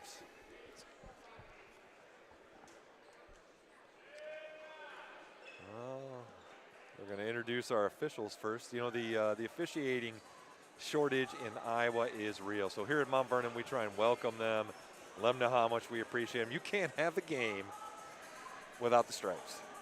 It just doesn't work, right? You got to have them.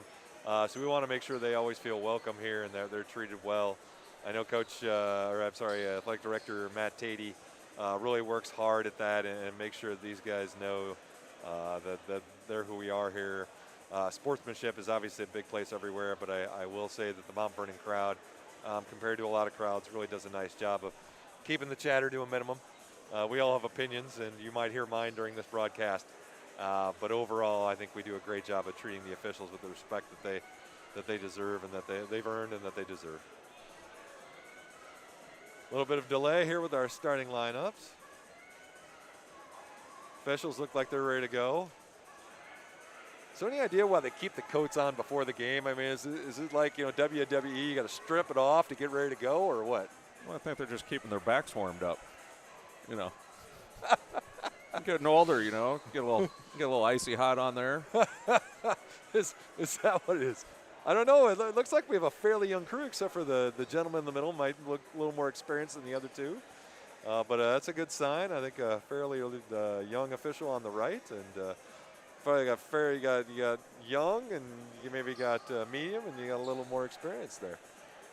You say I don't have the names of the officials, otherwise I'd give them a shout out, Trevor. That's what happens anymore. When Jim You're just Beatty happy is not finding. here. You're happy to find officials. I mean, so I talk to them an awful lot of just the big shortages they're running into, like you were alluding to earlier. Yep.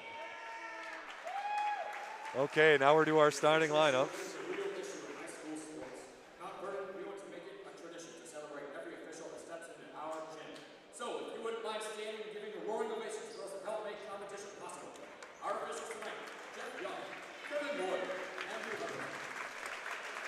Ty Panos giving a shout out to the officials. Nice standing ovation from the crowd.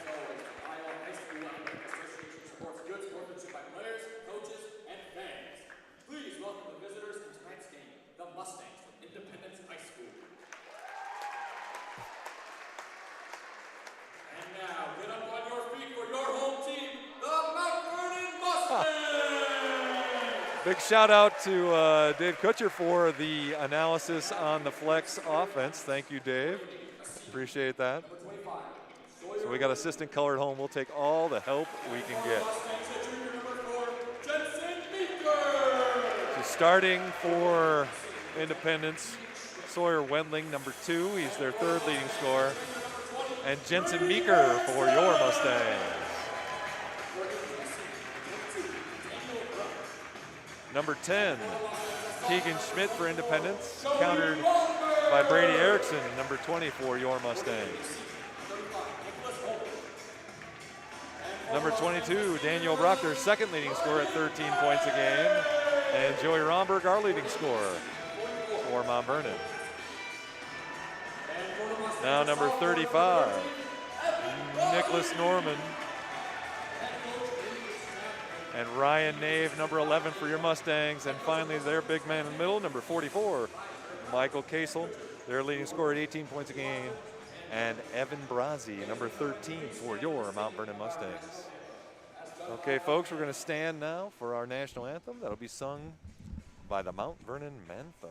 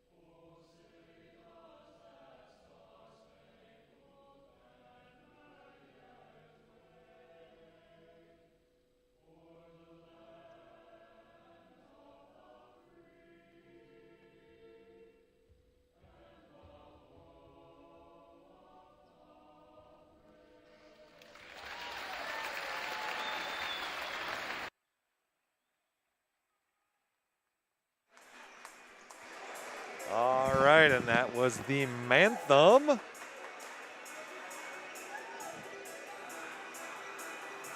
All right.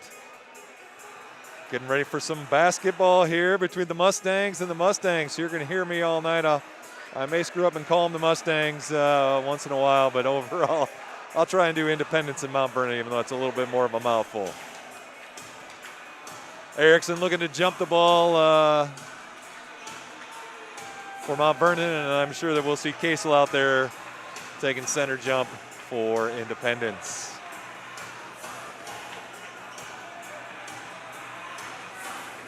Well, AC/DC to start the night off, Trevor.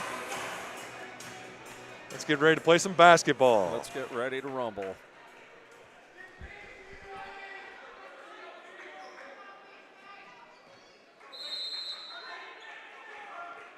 Casel wins the tip. Tips it back to Wendling. Independence brings it up. Casel's guarded by Brazzi. That'll be an important matchup all night. They try and lob it in, but intercepted. Great interception by Meeker. Over to Romberg, out wide to Erickson. Makes the open three-pointer. Quick ball movement, early offense from the Mustangs. Oh, that was really nice. And Erickson sinks the three-pointer from the corner. Good for their energy, good for their confidence.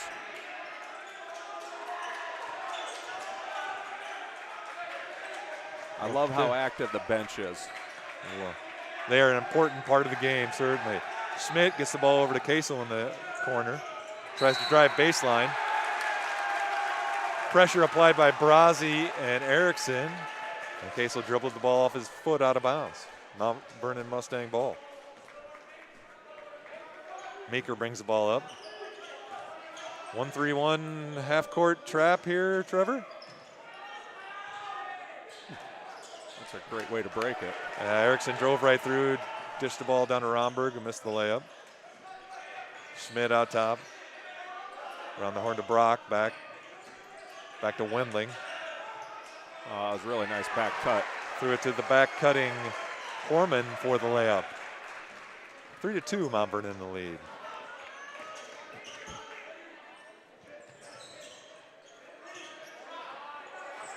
Oh, Erickson with a little short on the shot. Rebound goes to Brock. Over to Wendling. Tries to get it in. Into Casel, tipped away. Erickson tries to take it all the way hoop, blocked out of bounds by Casel. I think Mount Vernon's gotten some very nice looks, all within their offense there. That's a really big positive, and then the aggressive take to the basket. And that early offense will be key all night. Romberg in the corner for a three. That's huge. Wonderful corner three. He's had a tough couple games here. Always figures out how to contribute, either on the boards or shooting free throws. And Independence comes down with a little early offense of their own, gets a little layup. Meeker brings the ball in the corner now for the Mustangs. Tries to get the entry pass in right away to Brazzi. Off of Independence. Off of Independence, out of bounds. That'll be Mount Vernon ball. Nave looks to inbound the ball now for the Mustangs, for the Mount Vernon Mustangs. Gets it out top to Meeker. Guarded by Holman. In the top of that 1-3-1 zone. Over to Nave. Over to Meeker. Holds onto the ball. Analyzing the defense. Lucas lost control of it. Wendling got the steal and the layup. 6-all. 5.5 minutes left to go in the quarter. Holman gets in the corner. Romberg swinging around to Nave. Brazzi in the corner, double teamed. It's ripped away by Schmidt.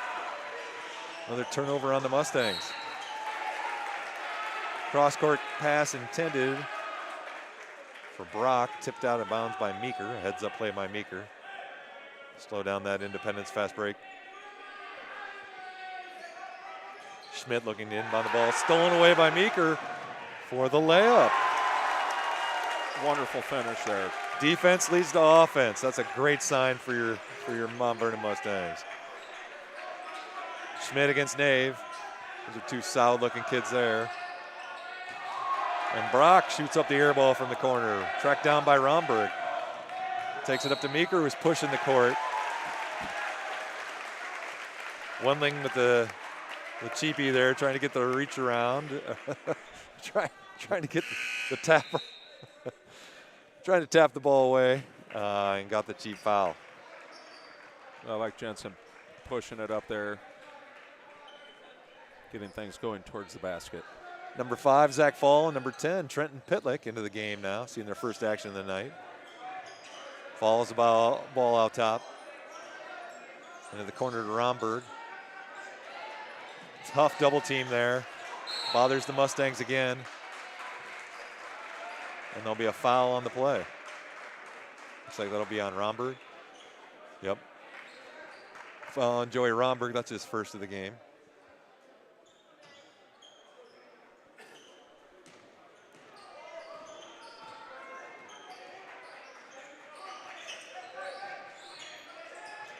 Pitlick guarding Schmidt.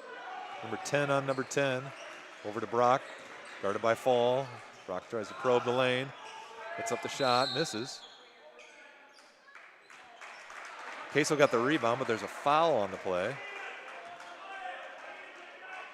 Looks like that foul is against Brazzi. That is his second team foul of the quarter for the Mustangs. Inbound to Schmidt. Independence found a back-cutting Wyatt Kresser. Wyatt Kresser checks into the game. Good help by Romberg. Disrupt that. Schmidt to inbound the ball. Gets it inbounds to Casel. Makes the layup. Good inbound. Good inbound play. Sharp pass into Casel for the easy layup. Just a little late on the rotation there, protecting the backside of the hoop. Yep. So that timeout for Independence. I wonder if we're going to see a little full court pressure like what we did in the sophomore game. Yes, we did see quite a bit of full court pressure in that sophomore game. Yeah, we did in the second half particularly. So we'll see what Independence has in store for us in the meantime. Hi, I'm Lisa Lansing with Lynch Ford and Lynch Chevrolet in Mount Vernon. As you know, there's a real issue right now with new car availability. New car dealers are critically low on inventory. However, unlike other dealerships, this situation doesn't change our philosophy on how cars should be sold. All it means in today's market is that we are going to work extra hard to help you with your next vehicle purchase, whether that's new or pre-owned. So at Lynch Ford and Lynch Chevrolet, now more than ever, let us show you how we really are selling a lot of cars in a very different way.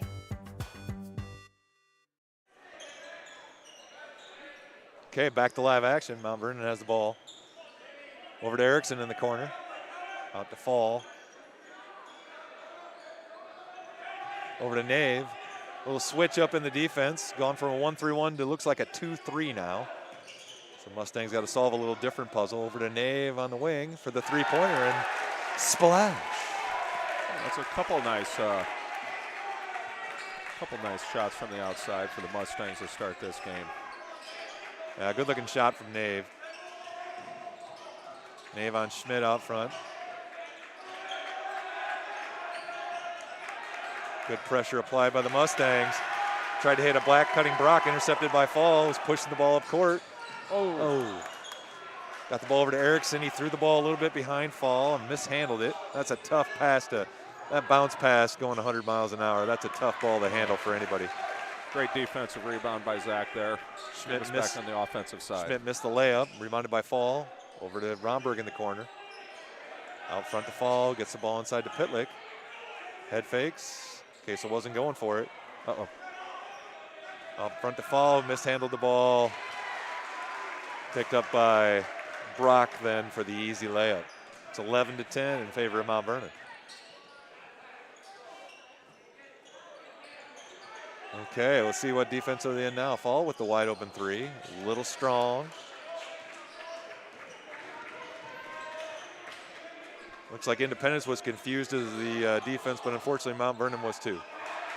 Casel gets the ball in the post, dribbles in, coughs the ball up, intercepted by Nave. Ball over to Nave again on the wing, short on that three-pointer. Just a little quick. Schmidt with the long rebound, reach-in foul on the way down the court by Erickson.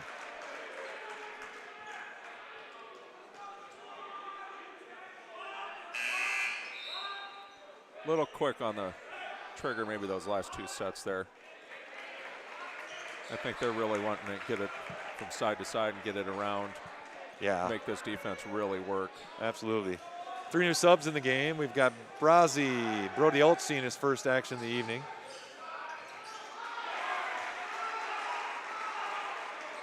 And Jensen Meeker back in the game.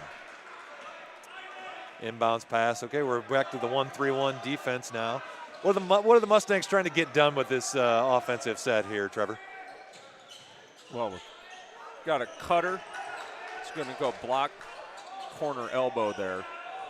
They're always trying to continually refill, keep guys moving in the zone, so you're keeping some motion instead of standing in the same place within that defense. It's a structured movement. So quick offense on the part of Independence, getting the ball down low to number 40, Isaac Wilcox, who's into the game. He's fouled on a play by Erickson, who went for the block.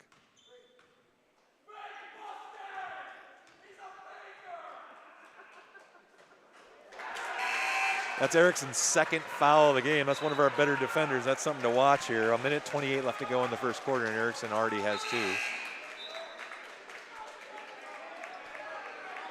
And on cue, then Ben Murlack into the game for Erickson.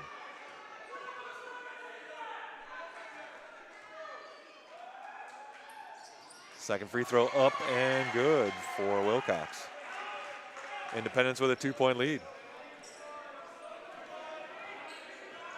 It'll be Meeker and Ulch up top now for the Mount Vernon looking to solve this defensive puzzle. Into the corner to Brazzi. Dribbles back out, gets the ball in Nave at the free throw line. Over to Ulch, back down to Brazzi in the corner. Dribbles out against Kasel. To Nave at the free throw line. Side. Tied up by Kasel. They get him on the hold though.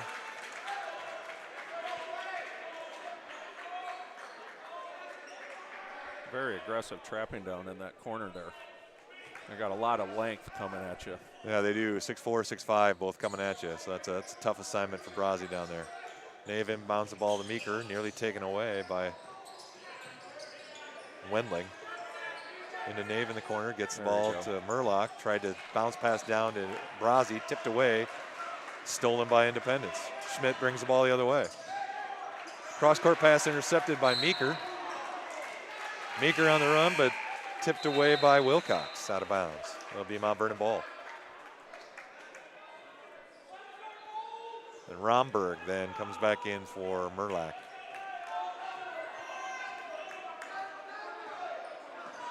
Meeker over to Ulch. Over to Meeker. They get the ball to Nave down low in the post. He gets the ball at the 8-foot line. 8-footer good by Romberg. Able to get the ball inside there a little bit, up to the high post. Wendling harassed by Meeker. Cut the ball back. Wilcox throws it at the back of Wendling's head. He didn't catch it. And then Wendling with a little frustration foul. I think that's his second of the game also, Trevor. Yes, it is. Yes, it is. So starting point guard, third leading scorer, second leading rebounder, and leading assist man for Independence in some foul trouble here. We probably won't see him much the rest of the half either. But just as I say that, of course, Brady Erickson back in the game with 2 fouls. Meeker passes over to Erickson, drives in. Into the corner to Romberg. Long on the shot. Brazzi with the strong rebound. Really nice weak side seal out there. After a really good ball movement, get that over to the corner for the open shot. Absolutely, and then strong into the chest of Kasel. You take away the shot blocker's ability to block that ball when you go into his chest like that. And Brazzi gets the easy, or I shouldn't say easy, picks up the foul against him. That is Kasel's number 2 now. That's 2 fouls with 0.9 seconds left in the first period, just by some great seal out and really good patience. Didn't go up on that initial one and really made sure he used his body to seal him. 14-13 now. Brazzi made the first. And he shoots the second. And it rolls off. Schmidt with the rebound. and the heave that falls short. So at the end of one quarter, it is your Mustangs 14, your Mustangs, the Mount Vernon, the Mustangs South, we'll call them, and the Mustang North Independence 13.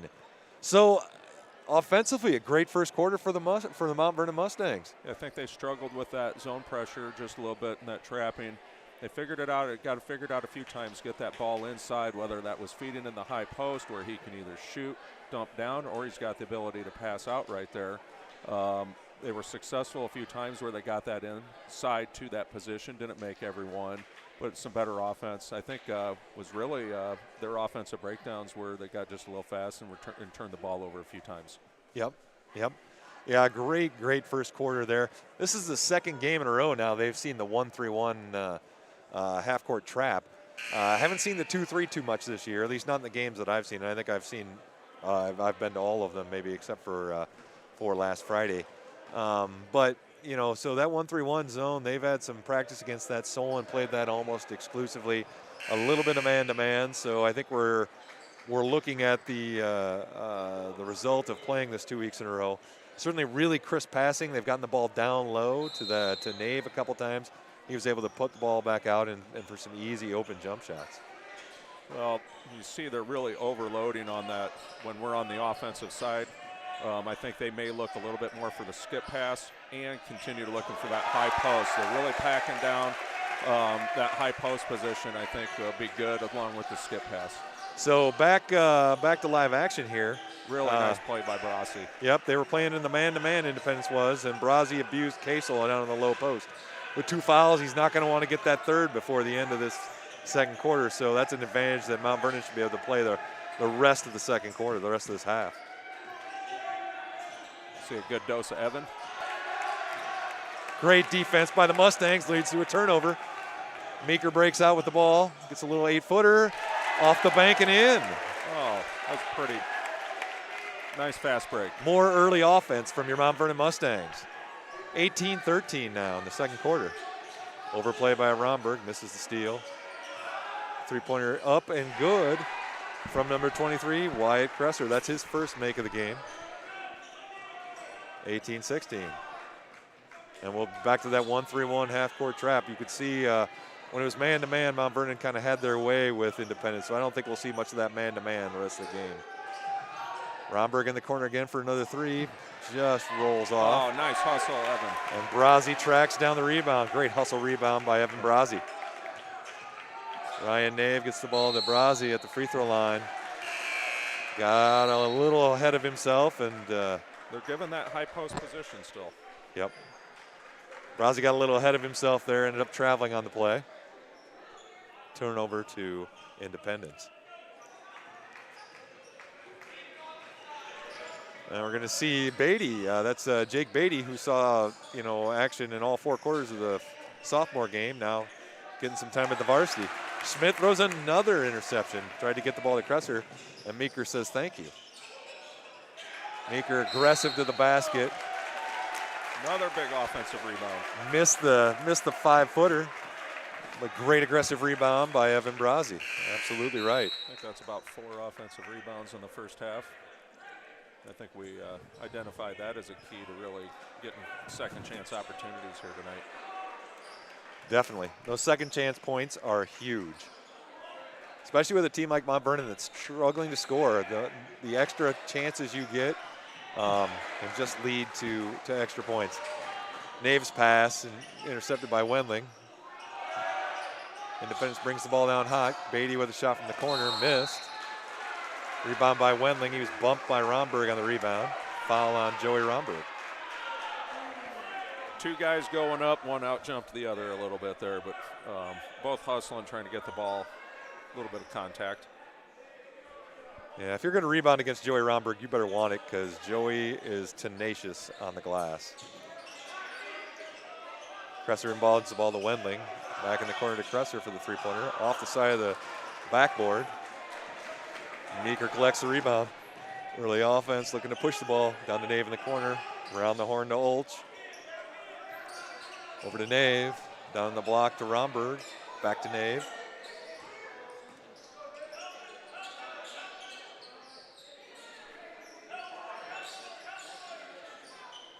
Looks like the Independence now is in a 2-3 zone. Little So skip constant pass. switching offense or defense. And Mount Vernon solves that one pretty easily. A wide open three-pointer for Ulch that he drains. 21-16 in favor of your Mount Vernon Mustangs. Wilcox out top, guarded by Pitlick, who's in the game now.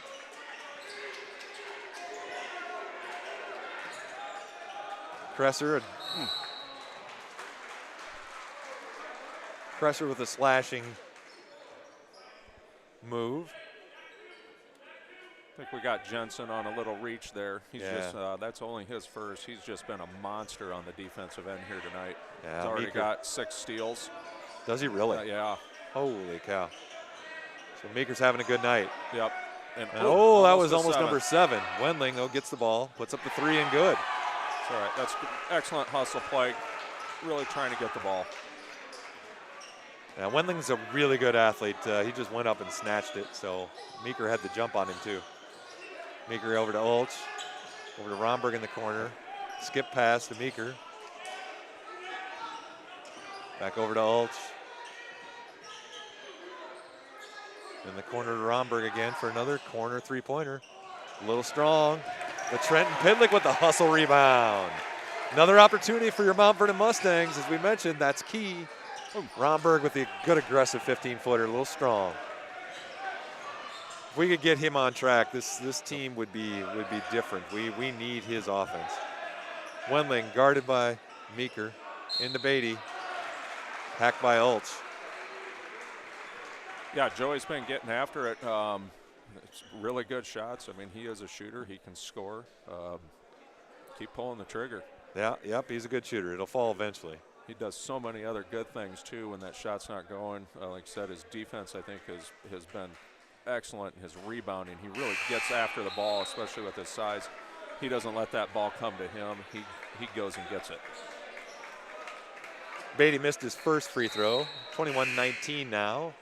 Mount Vernon up by 2. Casel back in the game. Replaces Holman. Remember, Casel has 2 fouls right now. 4 minutes left to play, so. And Beatty shoots his second one. However, lane violation on Casel. That shot will be no good. Silly mental error from Independence there that takes away a point. Fall to bring the ball up for Mount Vernon. Ben Merlack in the game also now. In the corner to Romberg. Skip past the Fall. Down low. Erickson back out top to Fall. Where they're really settling into this offense. Set a lot more activity. Good ball ball movement. Good ball rotation. A little Out bit top again to Merlack. Down low to Brazzi. Brings the ball in. Makes the layup against Kresser. I think he came over. Wilcox came over and hacked Brazzi on the arm. Well done. Well done. They're really moving that ball across well with the skip pass. They're just quick around. And everybody seems to be filling their gaps in really well, getting into their offensive sets. Great pass down to Evan there. And Brazzi completes the three-point play. That's the second foul now on Wilcox. So I think Brazzi all by himself has gotten most of the front line of Independence in foul trouble. Wendling on the wing, guarded by Fall. Dribbles baseline, pulls up for the shot. Short. Romberg with the rebound.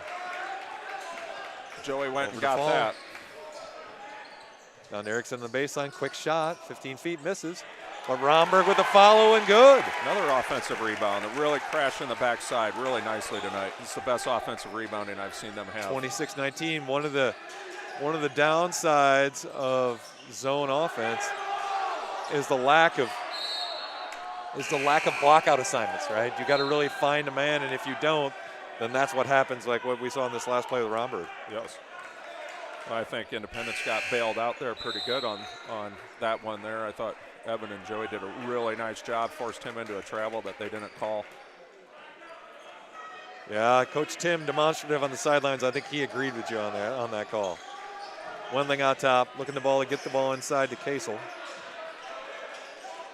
In the corner to Brock, guarded by Romberg. For Schmidt at the free throw line. Dribbles the ball back out to a cutting Beatty, over to Casel for the easy layup. Beatty with the nice feed into Casel. 26-21 now. Mount Vernon up 5. Down the baseline, down to Brazzi. Double team.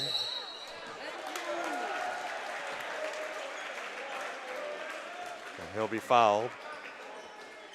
That foul is on number 3. That's on the sophomore Beatty.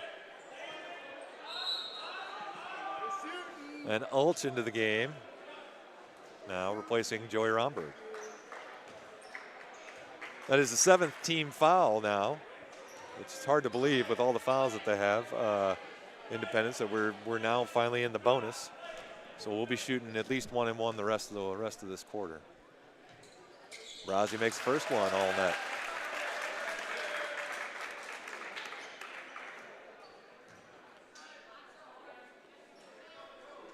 Mount Vernon's doing a great job of converting on these extra possessions too. Not only are they getting the steals and the rebounds, and the second is good, absolutely. Converting them into points. All right, Evan Brazzi makes both. It's 28-21. Michael Briesmeister into the game. I like that kid. He's going to try to become a pest and draw a 3rd foul on number 44. Well, here we go. So Briesmeister is going to guard Kazel. That's a tough assignment for Briesmeister. Hasn't seen a lot of minutes this year. Beatty with the shot over Briesmeister, and good. 28-23, Mount Vernon. Meeker out front, gets the ball into Erickson, led him just a little far. And the ball's tied up on the alternate possession. That'll go over to Independence. Yeah, just a little tough angle on that lead there. Good idea, just let Erickson just fingertip too far. He wasn't able to get his hands on it. Because there was nobody between him and the basket except for Evan Brazzi. Beatty brings the ball in. That's steal number 7. Stolen by who? Jensen Meeker. Jensen Meeker for the layup. Mr. Defense with his 7th steal of the half. Rock with the 3-pointer, guarded by Brazzi, and that one's good.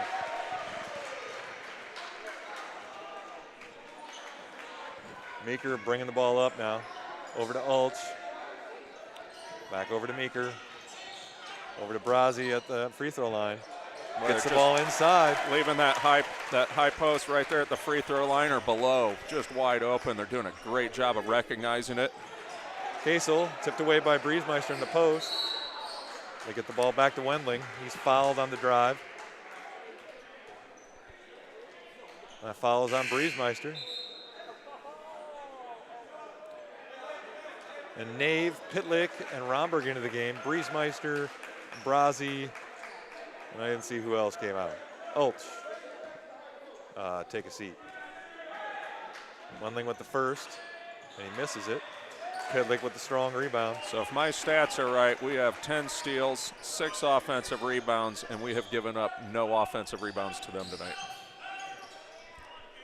That's a difference maker in a game like this. That is. Nave over to Meeker. Meeker out top again, guarded by Beatty.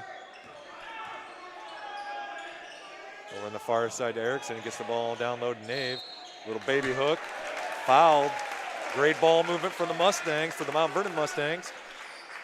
Got a point blank shot for Nave, but he was fouled. Yeah, I like it there. Drop step down off your shoulder, left-handed off the backboard there. But another great offensive possession overall. I mean, they're really executing this. It's fun to watch. Yep.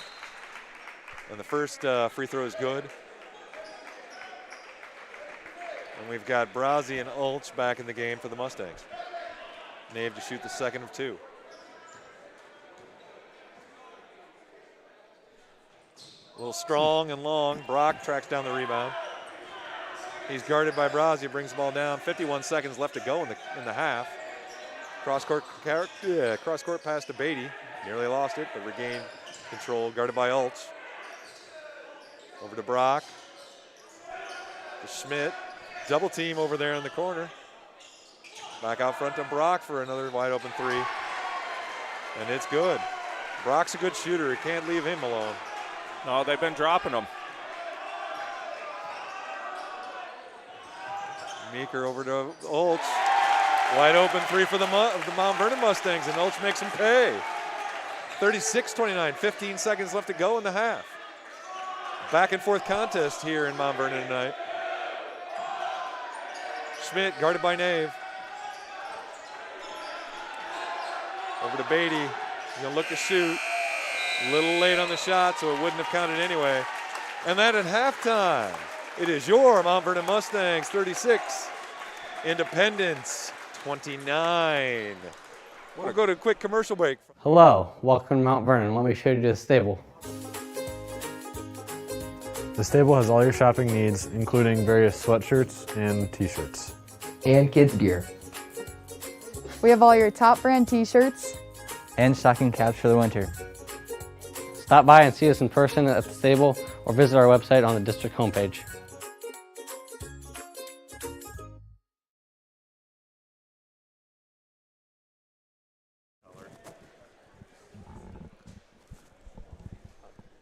Okay, we're back. So an exciting first half for your Mount Vernon Mustangs. I would call that an offensive explosion. Trevor. Oh, that's one of the best offensive performances I've seen, especially during that second quarter. They really settled in and were able to work that zone. And what I liked was the high IQ. They were identifying what was being given to them by the defense, and they kept going back to it. They didn't take it away, and they kept going back to it. You know, go to what's scoring the ball. They didn't try getting cute. When they closed a few things down, all of a sudden you saw them go to the skip pass, and they were very effective at getting their defensive out of sync and getting some nice easy layups or some little 8-foot jumpers. Yeah, they really did. And on the defensive end, I mean, I think we saw, you know, what you expect to see out of Mount Vernon. But certainly Jensen Meeker led the way there with, 7 steals in the half? Yeah, just an animal on the defensive end. And he converted several of those into layups or assist opportunities as well. So not only were we getting the steals, instead of holding the ball like I've kind of seen a little bit this year, I think there must be some sort of emphasis, let's push that up, let's get some easy buckets, because he came shot out of a cannon a couple times and he was going to the hoop. It was good to see. And I think the thing that, I've always appreciated about Mount Vernon's defense, and a lot of kids like Jensen, is he makes it look really easy, but he's anticipating that pass. He knows where the offense is going. They've been prepped well, and Jensen just has that sixth sense to know that next pass is going here, and I'm going to be there. Yes, he changes direction so well, so quick. There's fast, and then there's fast, and a lot of these kids, they might be able to run a great 40, but they maybe don't change that direction so quickly. And I mean, before that ball's thrown, he's already changed and he's off to the races. He knows it's coming. It's fun to watch when he's in that zone. It is. It certainly is. So 36-29 in favor of your Mount Vernon Mustangs. Trevor, as we talked about at the beginning of the broadcast, actually, folks, I think I'm going to switch things up here. The flags are out here now. They do such a great job. I'm going to just be quiet for a while and let you guys enjoy the entertainment provided by these amazing athletes in their own right. So we're gonna hand it over to the flags and let you enjoy some of the entertainment here and give our voices a break. At halftime, it's Mount Vernon 36, Independence 29.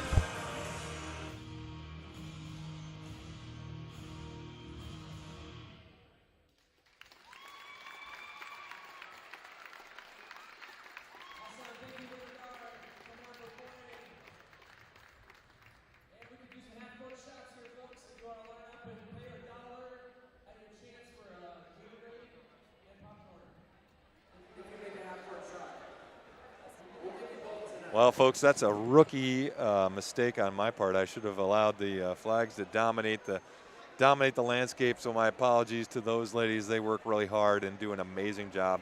Part of the band, and just they do such fantastic work and work really, really hard to put on a great show, whether it be in the fall or now in the winter here during the basketball games. So congrats to all of them. And the great thing about Mount Vernon, whether it be the Manthem at the beginning or the flags at half court, is, we talk about excellence in the arena. And whether the arena be the performance stage or the basketball court or the band at halftime, we look to do an amazing job. And they do, I think this last year, the band didn't receive anything less than a #1 rating at any of their competitions. And so just fantastic work. And the thing about, all of them is not only is athletics supported, we talk about the Mount Vernon, the boosters and the Mustang Vision being supported by our sponsors, but our sponsors, they line up for all the events. And they line up Kellen Haverback with the nice half-court shot there. They line up and support all the events that we have there. So kudos to all of them, because if you looked at the support for the arts, you'd see a lot of these same names that you see supporting Mustang Vision and Mustang Athletics. So we'll go to that list now. Our maroon sponsors: Ability Physical Therapy, the Richardson Hanson Holtz Insurance Agency, Lim Woodley Construction, Lynch Ford Chevy, Gary's Foods, Copenhaver and Associates, Iowa Physical Therapy, Mount Vernon Bank and Trust, Downtown Dental, Brown's Plumbing, Budget Blinds of Eastern Iowa, M&K Dust Control, and the Greater Cedar Rapids Community Foundation. Now our platinum sponsors, these are folks sponsoring 3 seasons, so to include the winter season, Yox Landing and Scores / Wilkie's Liquor.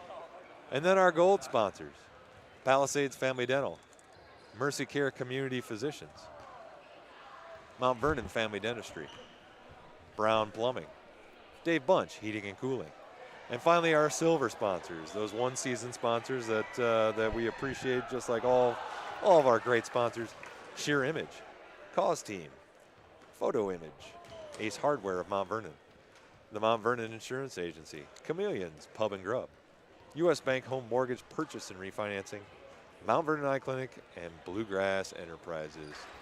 So once again, a great tremendous shout out to our amazing sponsors and all their support. Again, all the proceeds from those sponsorships go to benefit the student athletes here in Mount Vernon and make sure they have an amazing experience with the right equipment and new uniforms and all the things it needs to be successful, and make sure that they know they are a valued part of the educational experience here in Mount Vernon. My partner, I'm Eric Briesmeister. My partner, Trevor Parks, now is back from, I don't know, did you grab a beer at halftime? Are they selling those in concessions now? No, it's not open, but they got Aquafina for sale up at the concessions. It all goes to the Booster Club. Okay, there you go, folks. So if you can't support the broadcast, maybe come over and buy some concessions. They also sell Snickers. My incredible, beautiful wife helps run that too. So, we have connections all over Booster Club right now. Yeah, we need to get a smoker and do brisket, and they have done some pulled pork. There you go, Trevor. Well, you know what? We have a volunteer right now, Trevor Parks. I think everybody heard him just volunteer to smoke a brisket for concessions here. So you need to bring that when the wrestlers like to eat, boy. Oh, yeah, I bet I couldn't make enough brisket. Oh, the wrestling tournaments. We found out this last year, folks, that if you don't have food ready at a big tournament after weigh-in, you are a fool. Because all those boys have starved themselves, and once they weighed in, they're ready to go. Yep. They're ready to carb load, anything. Get that energy level up. Absolutely. Okay, so 2 minutes and 15 seconds left till the action starts here in the second half. I'm a little wary here, Trevor, as we get 2 minutes to go before the half. This is eerily reminiscent of the sophomore game. I think we saw a really solid, maybe not the defensive effort out of the sophomores at this high of a level, but a really solid first half during the sophomore game. And boy, that game didn't end up too well for the Mount Vernon Mustangs. What do you expect to see? We'll start with Independence. What do you think they'll change up here to start this second half? Well, I think Independence is really going to try to keep us off the offensive glass and eliminate the live ball turnovers. I think those were the two things that were the biggest causes of trouble for them. Was Jensen Meeker and giving up a lot of easy buckets on the backside there. Mount Vernon, their offensive production was great. We had Evan with 10, Joey with 7, Ulch and Meeker both had 6. It's the highest scoring half of the season. Shot over 52% from the field goal range, 50% from 3. We kind of get that offensive production out of this group. They're going to be really tough to beat. They're so strong at the defensive end. I do think defensively, 1 point of emphasis that they're going to put in there. I felt like if there was one thing they did poorly a few times was the help side rotation. I think that gave them just a little extra penetration a couple times.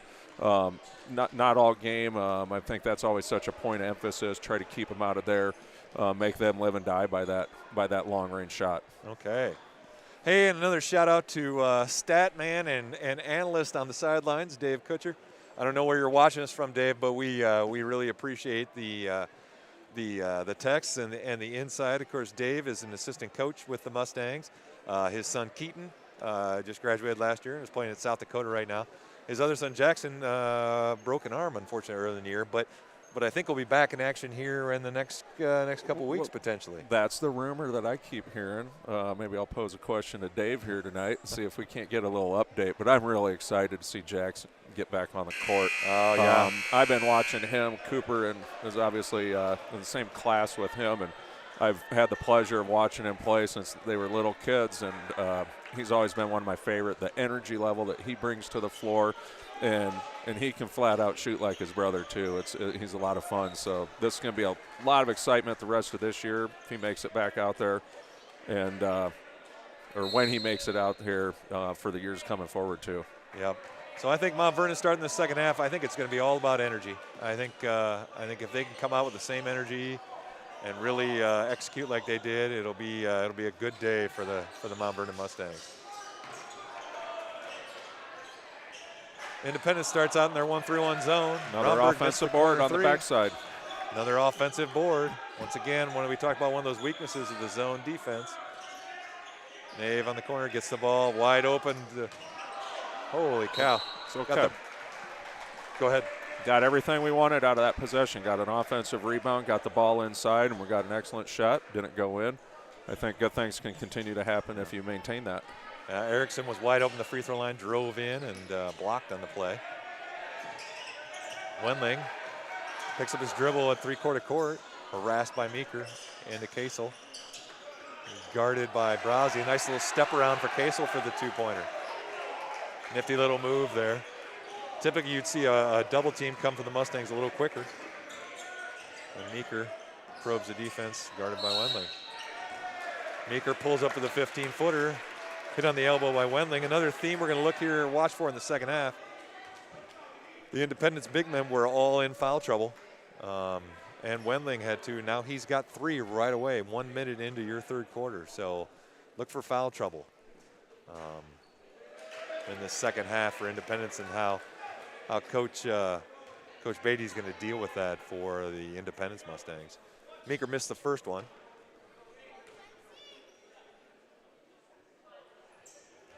And drains the second. 37-31 for Mount Vernon. Did you mention they pulled Keaton's I did not. Jensen Meeker harassing Wendling, tips the ball away, nearly a steal. Out to Schmidt, guarded by Nave. Wendling brings the ball around. Oh, Meeker goes for a little tap around, missed it. That gamble by Meeker didn't pay off that time. Wendling went straight to the lane, dished it down to Kasel, who put the ball up. Fouled on the play. The bucket was good, so he'll be trying to make the three-pointer here. It was a really nice offensive possession by Independence. Good dribble penetration. Forced Evans' hand there. We got to stop ball. And Kasel makes the free throw. Once they get into the middle like that, that's a tough stop. Okay, here's that full court pressure we saw from the sophomore game. See how the varsity handles it. I would imagine they'll do a little better. Nave dribbling against Brock. Handles the pressure easily. Down low to Brozzi. Takes the ball up against Holman. Fouled. He'll be shooting two. So during the first test, Mount Vernon handled the pressure easily. Got a nice 2-foot shot. Fouled on the play. Send Evan Brozzi to the line. I thought they did a nice job of recognizing the set.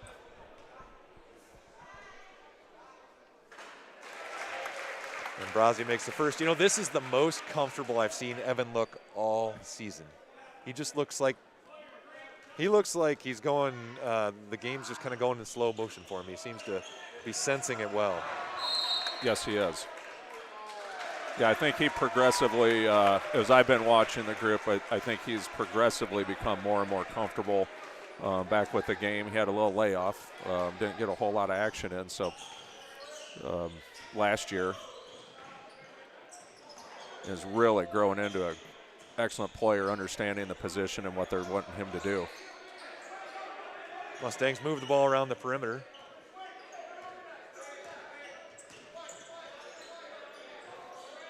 Looks like the Independence is in a man-to-man right now. Yep.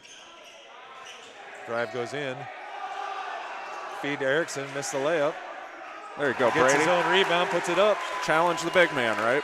Yep, took it right into Kasel's chest again, took away that shot blocking ability. And he puts it up and in.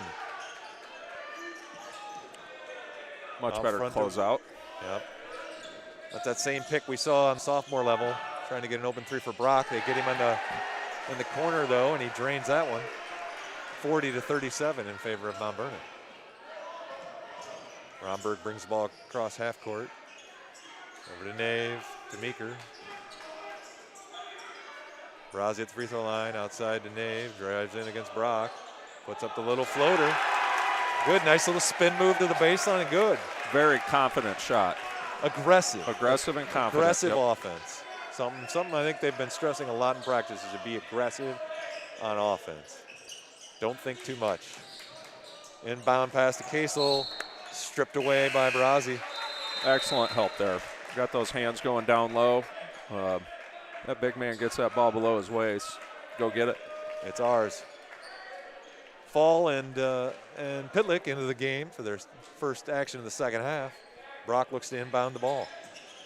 Gets the ball into Kasel, back out to Brock for the open three-pointer, and it's good. Brock is on fire. We better put that fire out here pretty quick. He's trouble. I have not been keeping stats on him, but boy, yeah, he's really shot the ball well. Brazzi brings the ball up against pressure. Over to Fall, nearly throws it away. Tracked down by Meeker, back to Fall then. And to Meeker in the corner, out to Fall. To Brazzi.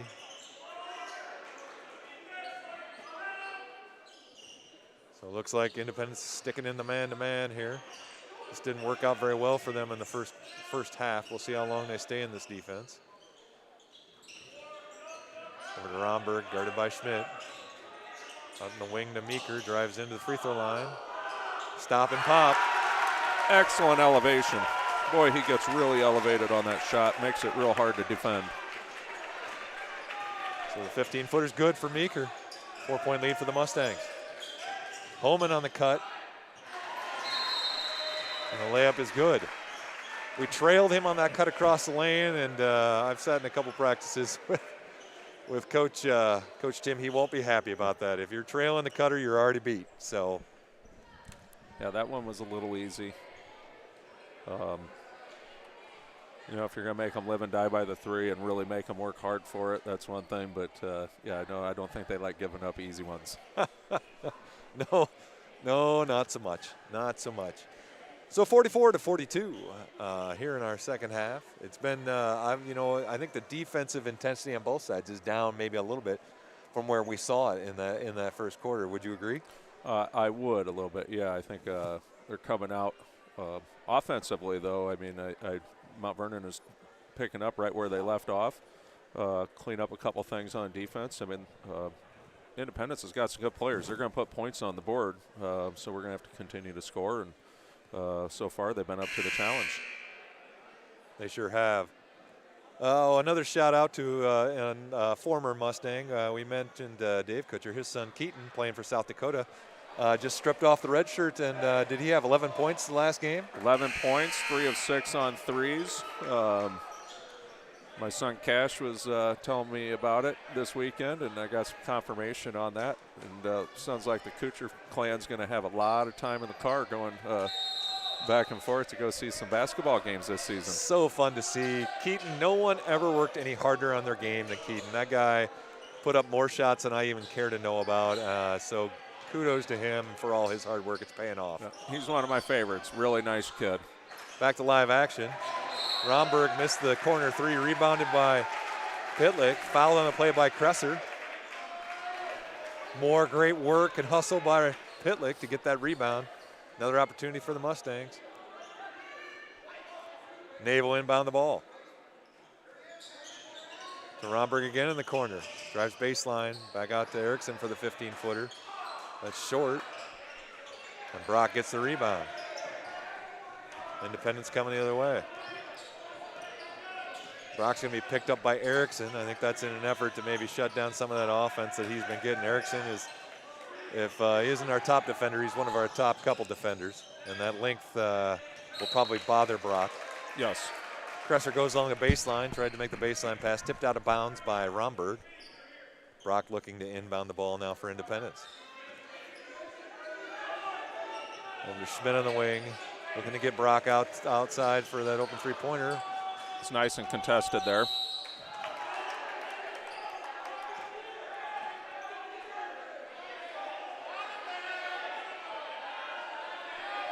Discussing whether or not the three-pointer would be good. Well, it was on top of the backboard. I think the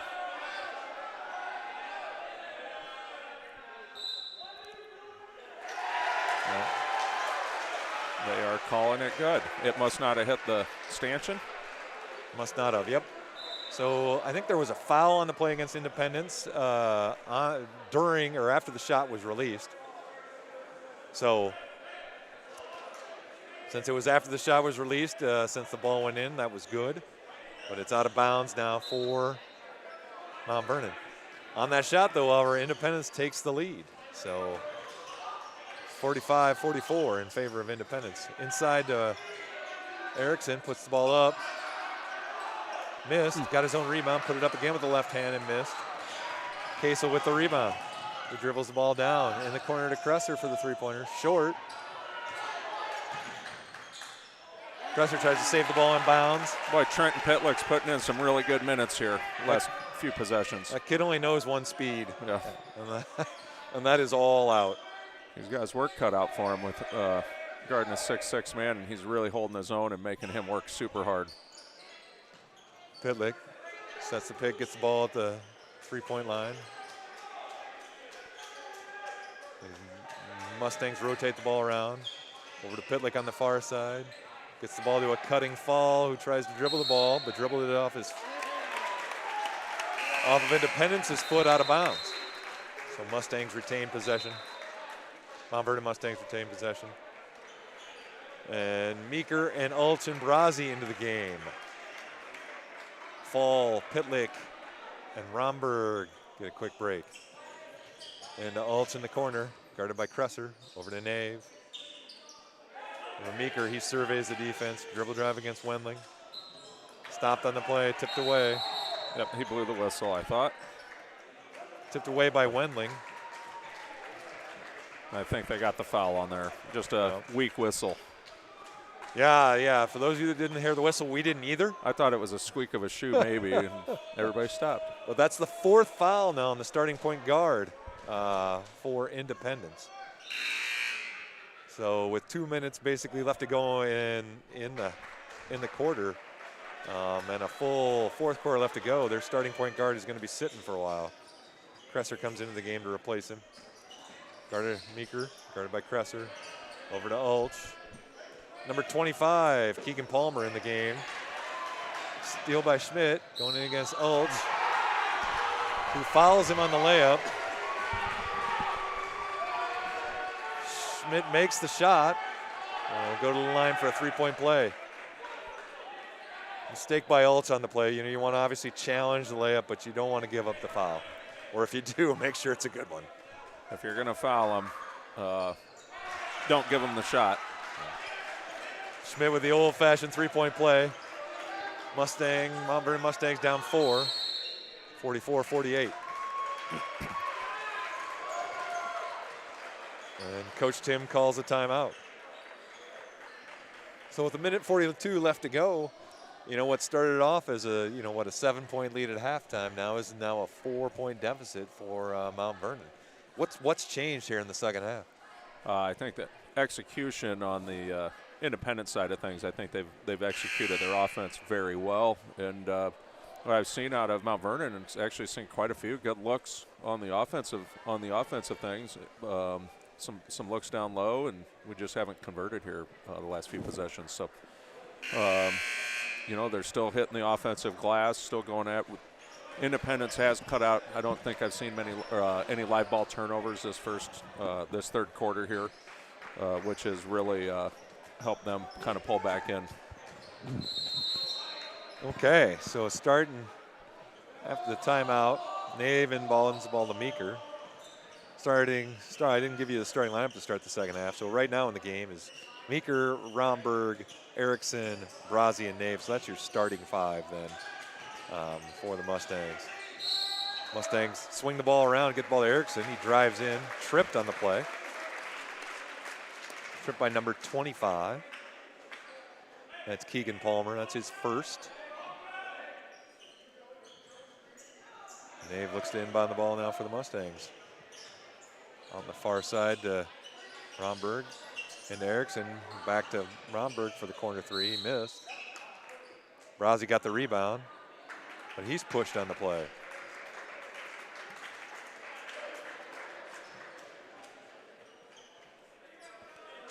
So Evan Brazzi continues the fall parade.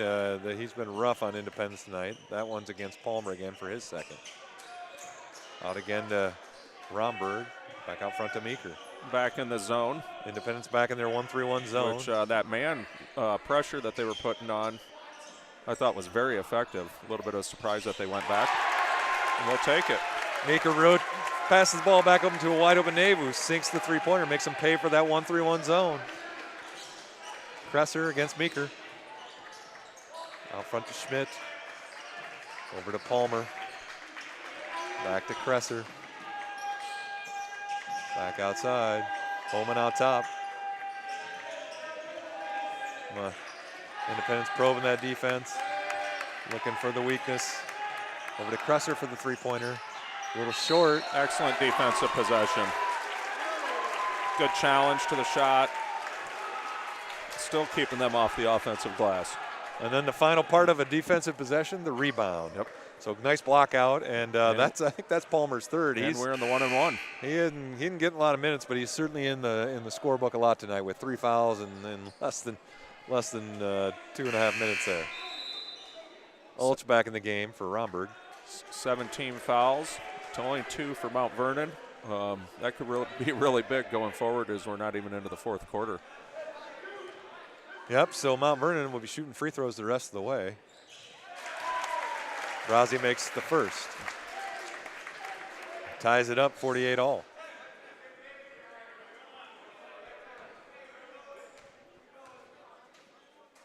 The second up and good. No rim on either one of those. There's no doubt. 49-48. Mount Vernon retakes the lead by 1 point. Ooh. That was almost a little carry there by Brock. Jensen wreaking a little havoc. Just make it tough for him. Make them know that you're there. Make them have to work hard. Brock's pass tipped out of bounds by Meeker, retained by Independence. Kresser inbounds the ball. Gets the ball into Schmidt. Guarded by Nave, out front to Kresser for the three-pointer. Misses it. Rebound by Holman. Travel. And that'll be a travel. He falls down on the rebound. Might have hurt his ankle a little bit. Once again, Jensen made him. He went up and he made that, made the kid have to get up a little higher. Yep, and lost his balance on the way down and ended up in a turnover. That little extra hustle can create some really good opportunities. 10 seconds left. Independence in the man-to-man defense here. Inside to Erickson. Goes to work. Off the backboard. Over Holman. Last second heave by Independence. A bit strong over the backboard. So, at the end of 3, it's 51-48 in favor of Mount Vernon. So, it started off the quarter with, a 7-point lead. It was 36-29.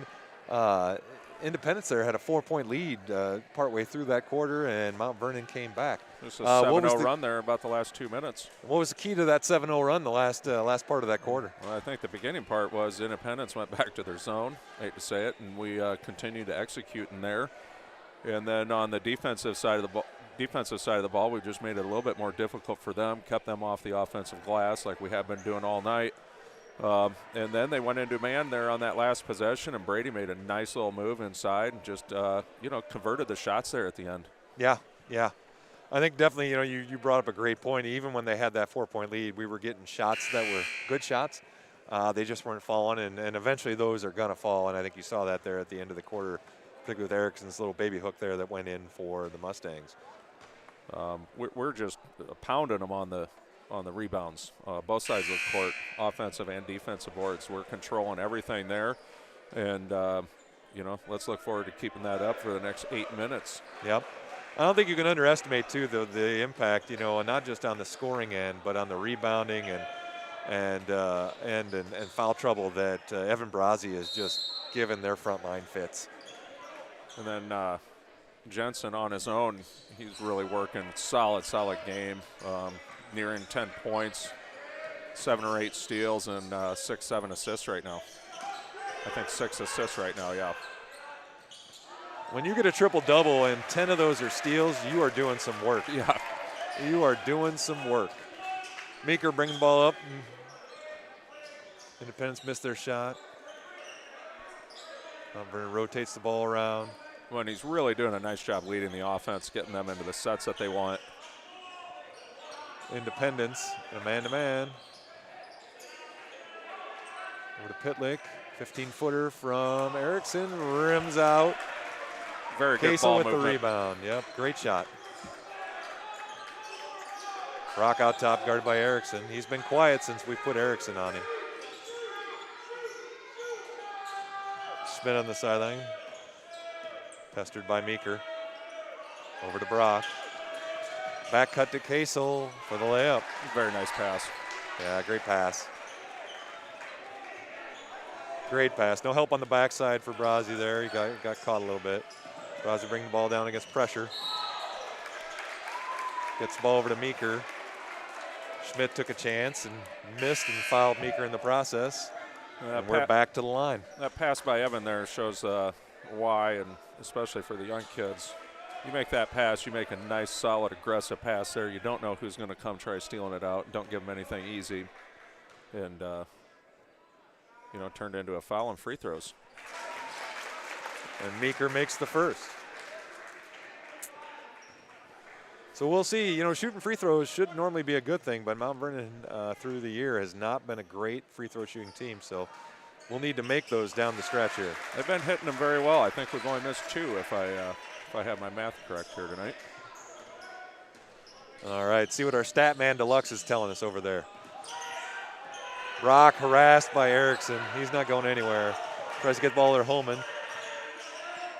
Solid post defense. Corner. Brazzi, guarding Kasel, tries to spin in the middle. Oh. Great post defense. Ooh. Foul on the play. That foul is on Evan Brazzi. I think that's his second.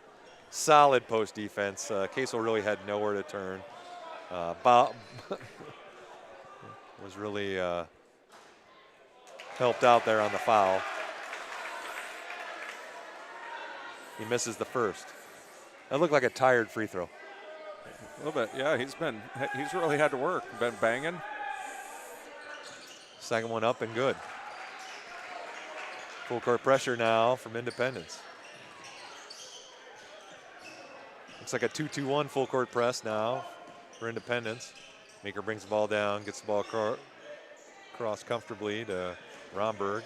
Back to Romberg now in the corner for the 3, and that looked good. Rebound by who? Mr. Brazzi. Puts it back up and in. No block out, no rebounders to be had. Brazzi has his way down low.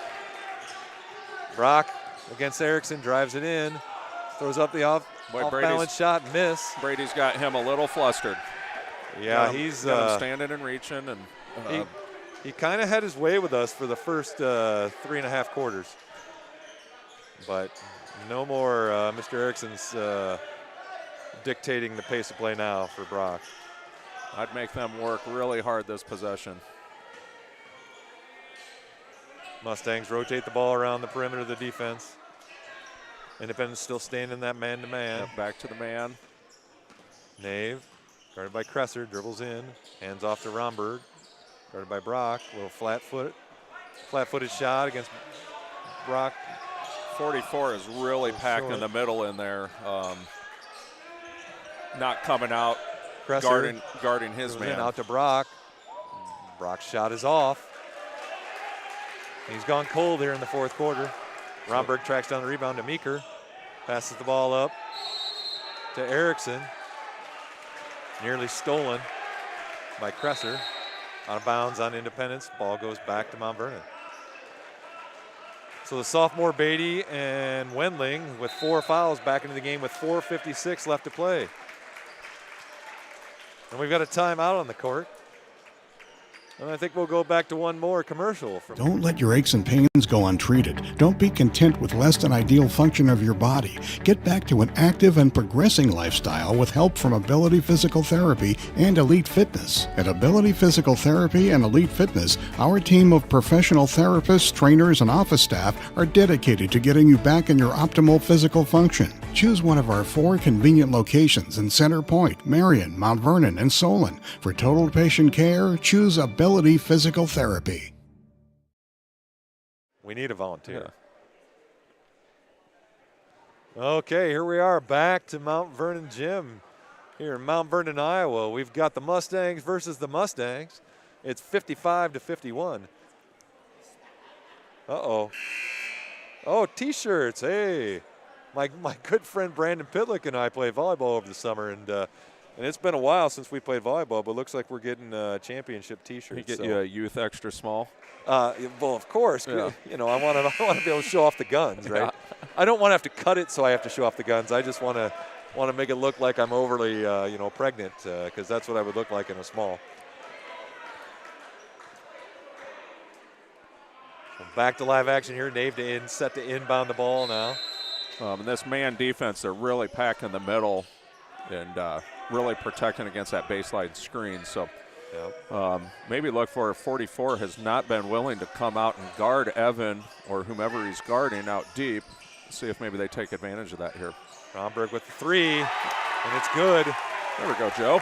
Great confidence from Joey. He has not had a great night shooting. He just keeps putting it up. He has great faith in his shot. He puts in the work. So you trust the process. You keep shooting. Keep shooting. Over to Beatty for the 3-pointer. He's not afraid either.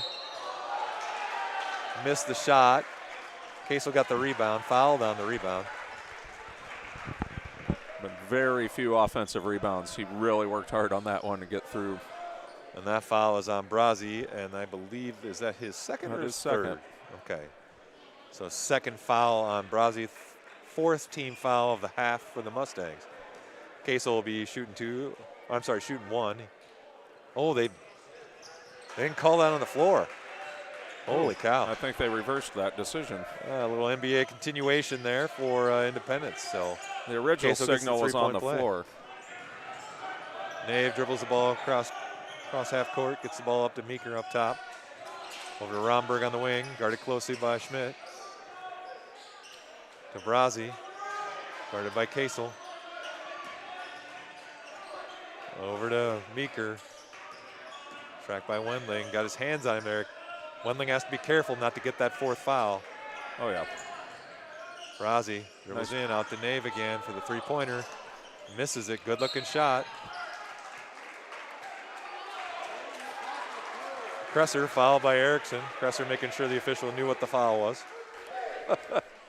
I love that when players do that. They're like, he fouled me. It's like the official's probably going to call what he's going to call regardless of what you tell him. All right. Yeah, I don't think they usually hear you. No, not so much. Wendling brings the ball in. Up to Casel, who maybe took a little walk on the boardwalk there, but no call. To a cutting Wendling for a wide open 17-footer, and he drains it. Full court pressure again from Independence. Over to Wendling. Over to Erickson, who got the ball to Nave for a streaking Nave. Tried to get the ball down court, deflected out of bounds by Independence.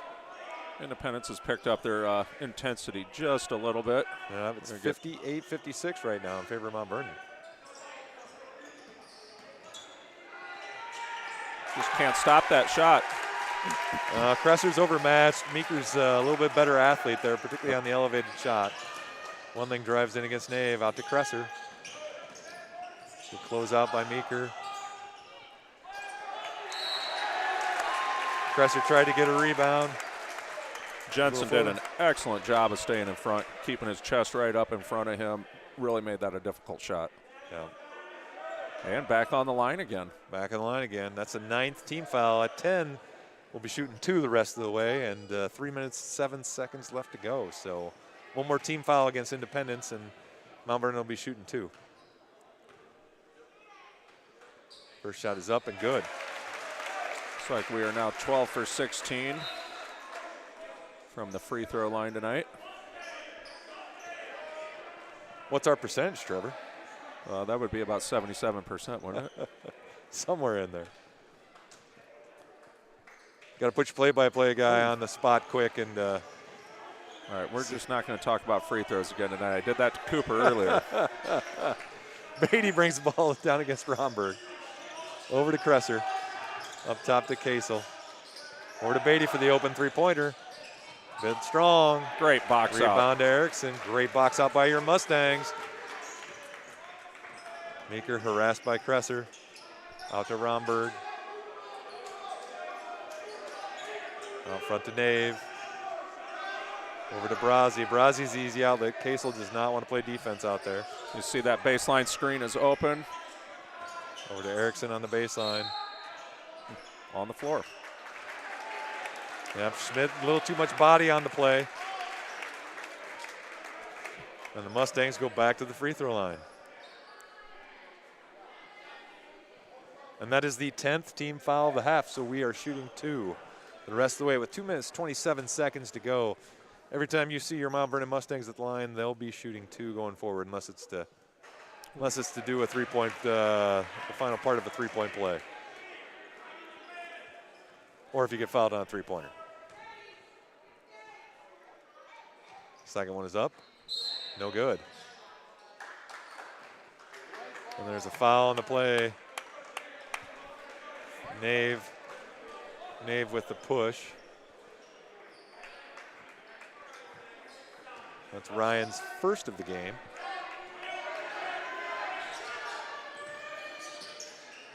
Beatty breaks the double team, tries to put it up short. Might have been tipped. Deflected by Meeker out of bounds. That ball will stay with Independence.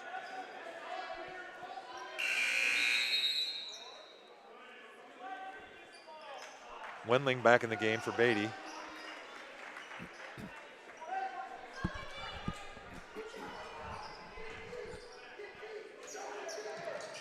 Schmidt looking to inbound the ball. Gets it into Kasel down low. Little scoop shot around Brazzi. That's good offense there. Very good offense. Brazzi had him walled off, but evidently not completely. Romberg gets the ball. Oh, and Kasel reaches in, steals it away.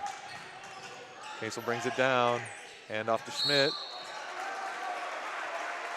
Great defensive play by Kasel out top. I didn't think he had that in him, so nice play.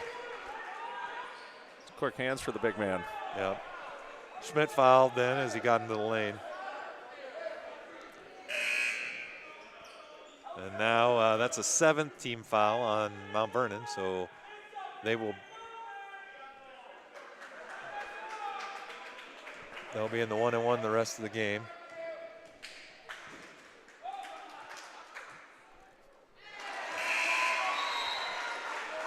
The shot is good. Schmidt makes the first one.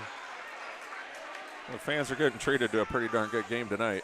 This is a good ball game. Wire to wire, this has just been solid basketball. Very fun. And he misses the second one. Great rebound. 61-59, Mount Vernon in the lead. Meeker brings the ball down, 2 minutes left to play. This is going to be tight all the way down. Romberg in the corner. Back out front to Meeker. Romberg and Meeker playing a little catch there on the sideline. Out to Brazzi out top. Got it by Kasel. Brazzi dribbles in with the left hand. Back out to Erickson at three-point line. Over to Nave. Checked by Wendling. Wendling tries to reach, doesn't get the steal. You could see him just do this Nave's for 2 minutes. team. And timeout by Coach Tim. So Mount Vernon gets the timeout. That's a 30-second. That's a short one. And Mount Vernon has the timeout. So just to paint the picture here for you, a minute 23 left to go. Mount Vernon has the ball, 61-59. On the alternate possession, then they also have, Mount Vernon has the advantage there. They would get any next jump ball. Team fouls, Mount Vernon has 7, and Independence has 10. So Independence, anytime there's a foul going forward, Independence will be shooting the 1-and-1, unless it's a shooting foul, of course. And the rest of the way, Mount Vernon will be shooting at least a couple free throws. So since their Independence is at 10. Foul trouble right now, Wendling has 4. Right now there are no Mustangs in any form of foul trouble that I'm aware of. And then the rest of them, I think Casel has 3. So besides Wendling, I don't think any Independence guys are in any foul trouble. So it should be a fun minute 23 left to go. Yeah. Run your offense and be patient. Meeker bodied up by Cresser out top. Wendling tries to get the quick steal. Meeker says no. Meeker pulls up for the jump shot, misses. Queso gets the rebound over Brazzi. Wendling out top against Meeker. Independence calls the timeout. This will be a full timeout. All right, since this is a full timeout, Trevor, I'm going to give us a little bit of break and we're going to go talk.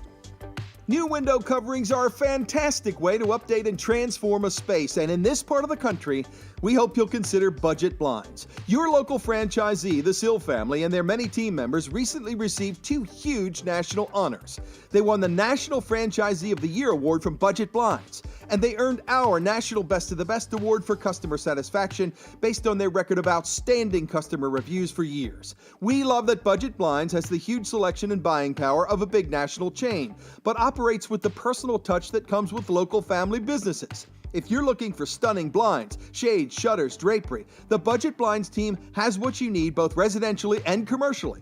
The Sill family will bring many great design ideas to the table in an in-home consultation. Then their installation teams will make sure that your window coverings are installed professionally, ensuring many years of enjoyment. Please visit budgetblinds.com to schedule your free in-home consultation. Budget Blinds, style and service for every budget.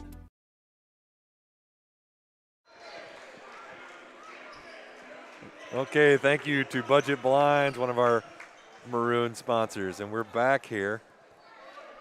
61-59, just about a minute left to go. And Independence has the ball, looking inbound. Schmidt gets it into Wendling. Checked by Meeker. I think they're really going to try a drag screen and then get 20. Cross-court pass over to Wendling. He dribbles the baseline for the open 15-footer, and it's good. Mount Vernon got him off his spot, but he got to the baseline, got his feet set, and made the nice 15-foot jump shot. Meeker over to Nave.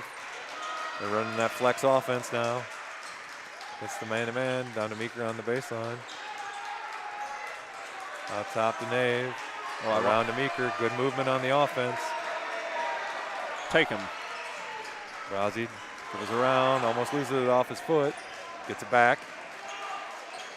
Over to Nave, guarded closely by Brock. He's had a quiet second half. Erickson dribbles in, puts it up, and makes it. Good aggressive drive by Erickson. Mustangs up 2. Timeout with 4.2 left. Timeout, Independence, 4.2 seconds left to go. They'll be inbounding the ball just past half court. Brady was not going to be denied on that one. That was just a real good aggressive move. He's going to go try to draw the foul or make the basket. So I think he could have gotten a foul on the play too. But we'll take the bucket, and 4.2 seconds. 4.2 seconds to go, and this game has not disappointed the entire night. This has been nip and tuck the entire time, Trevor. What do you expect Independence to do here for the final 4.2 seconds? Who's going to take that final shot? I think that we saw it on the last one. They had 3 legit options. They went to number 44. He was not there. Then they're looking for 22. Can't remember his name. Brock there. So I think he's going to be a really viable option, one of those two. I don't think they're afraid to take a 3 for the win here on the road. I think they've shown that they can drop those. And you know, if that one is not open, then they're going to go to their you know, a third option there, and it doesn't seem like anybody's been too afraid to drop some shots here. So going to just have to keep the guys in front of you, keep them on your chest, and, you know, really keep them out of the middle of the lane. I think if we keep them, force them baseline like what we do well, all that, really make them work hard, I think they're going to have a hard time here. So the final 4.2 seconds to go. We're look for Kasel, look for Wendling, and look for Brock to take this final shot. They throw the ball in, it's deflected. Ball goes to Wendling. And they don't get off a shot. I think they're going to put about 0.5 seconds left on the clock. Controversy on the court. The final buzzer went off, but they got the timeout, I think, before the final buzzer. Officials are conferring with one another.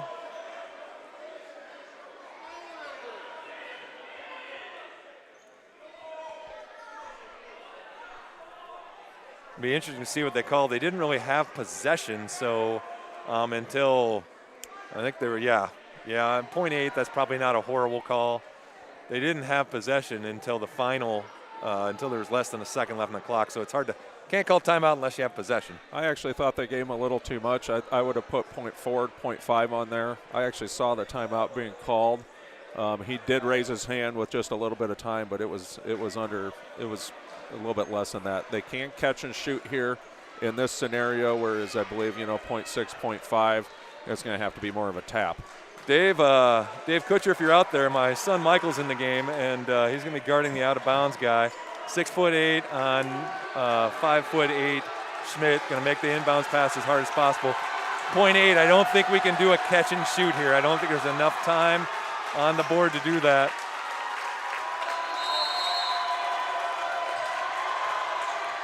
Get the ball towards the rim, and it misses. And that's the game.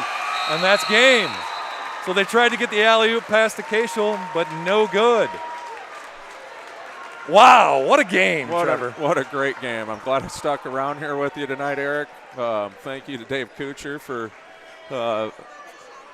throwing me some bones tonight, making me sound a little better than I am. Dave, thank you.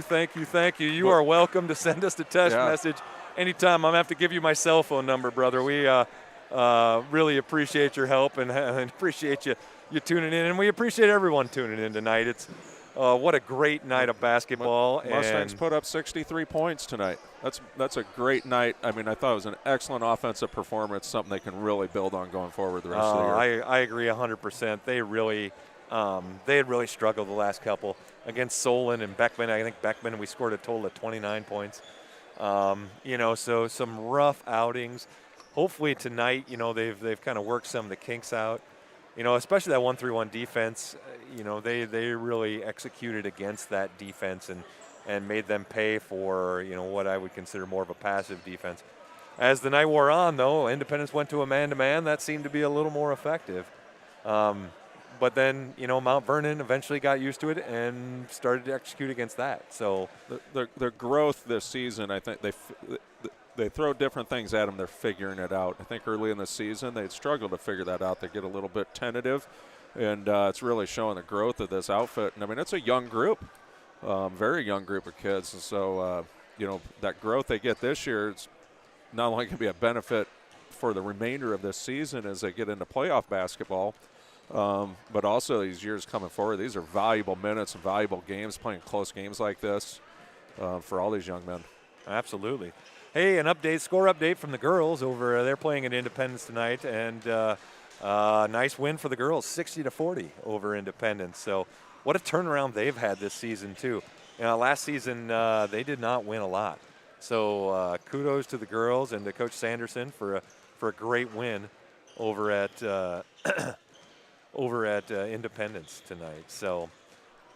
Well, you know, I'm going to go ahead and we'll have another final sponsor read, and then we're going to give you your summary for the night, and then we're going to sign off. So, once again, thank you again to our sponsors for allowing Trevor and I to be here to sit around and talk basketball all night. There is not much that he and I enjoy any more than doing this. So, thanks to our maroon sponsors, Ability Physical Therapy, the Richard Hansen Hotes Insurance Agency, Lynn Woodley Construction, Lynch Ford Chevy, Gary's Foods, Copenhaver and Associates, Iowa Physical Therapy, Mount Vernon Bank and Trust, Downtown Dental, Brown's Plumbing, Budget Blinds of Eastern Iowa, M&K Dust Control, the Greater Cedar Rapids Community Foundation, Yox Landing, Scores, Wilkie's Liquor, Palisades Family Dental, Mercy Care Community Physicians, Mount Vernon Family Dentistry, Dave Bunch Heating and Cooling, Sheer Image,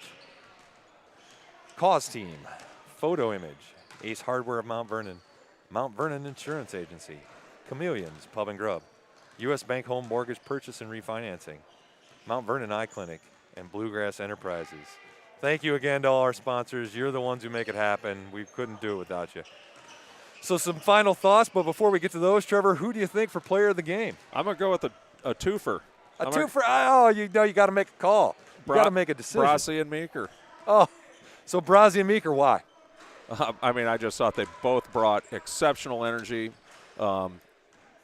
Meeker with all his steals, and Evan was a man-child under the boards there when he needed to be.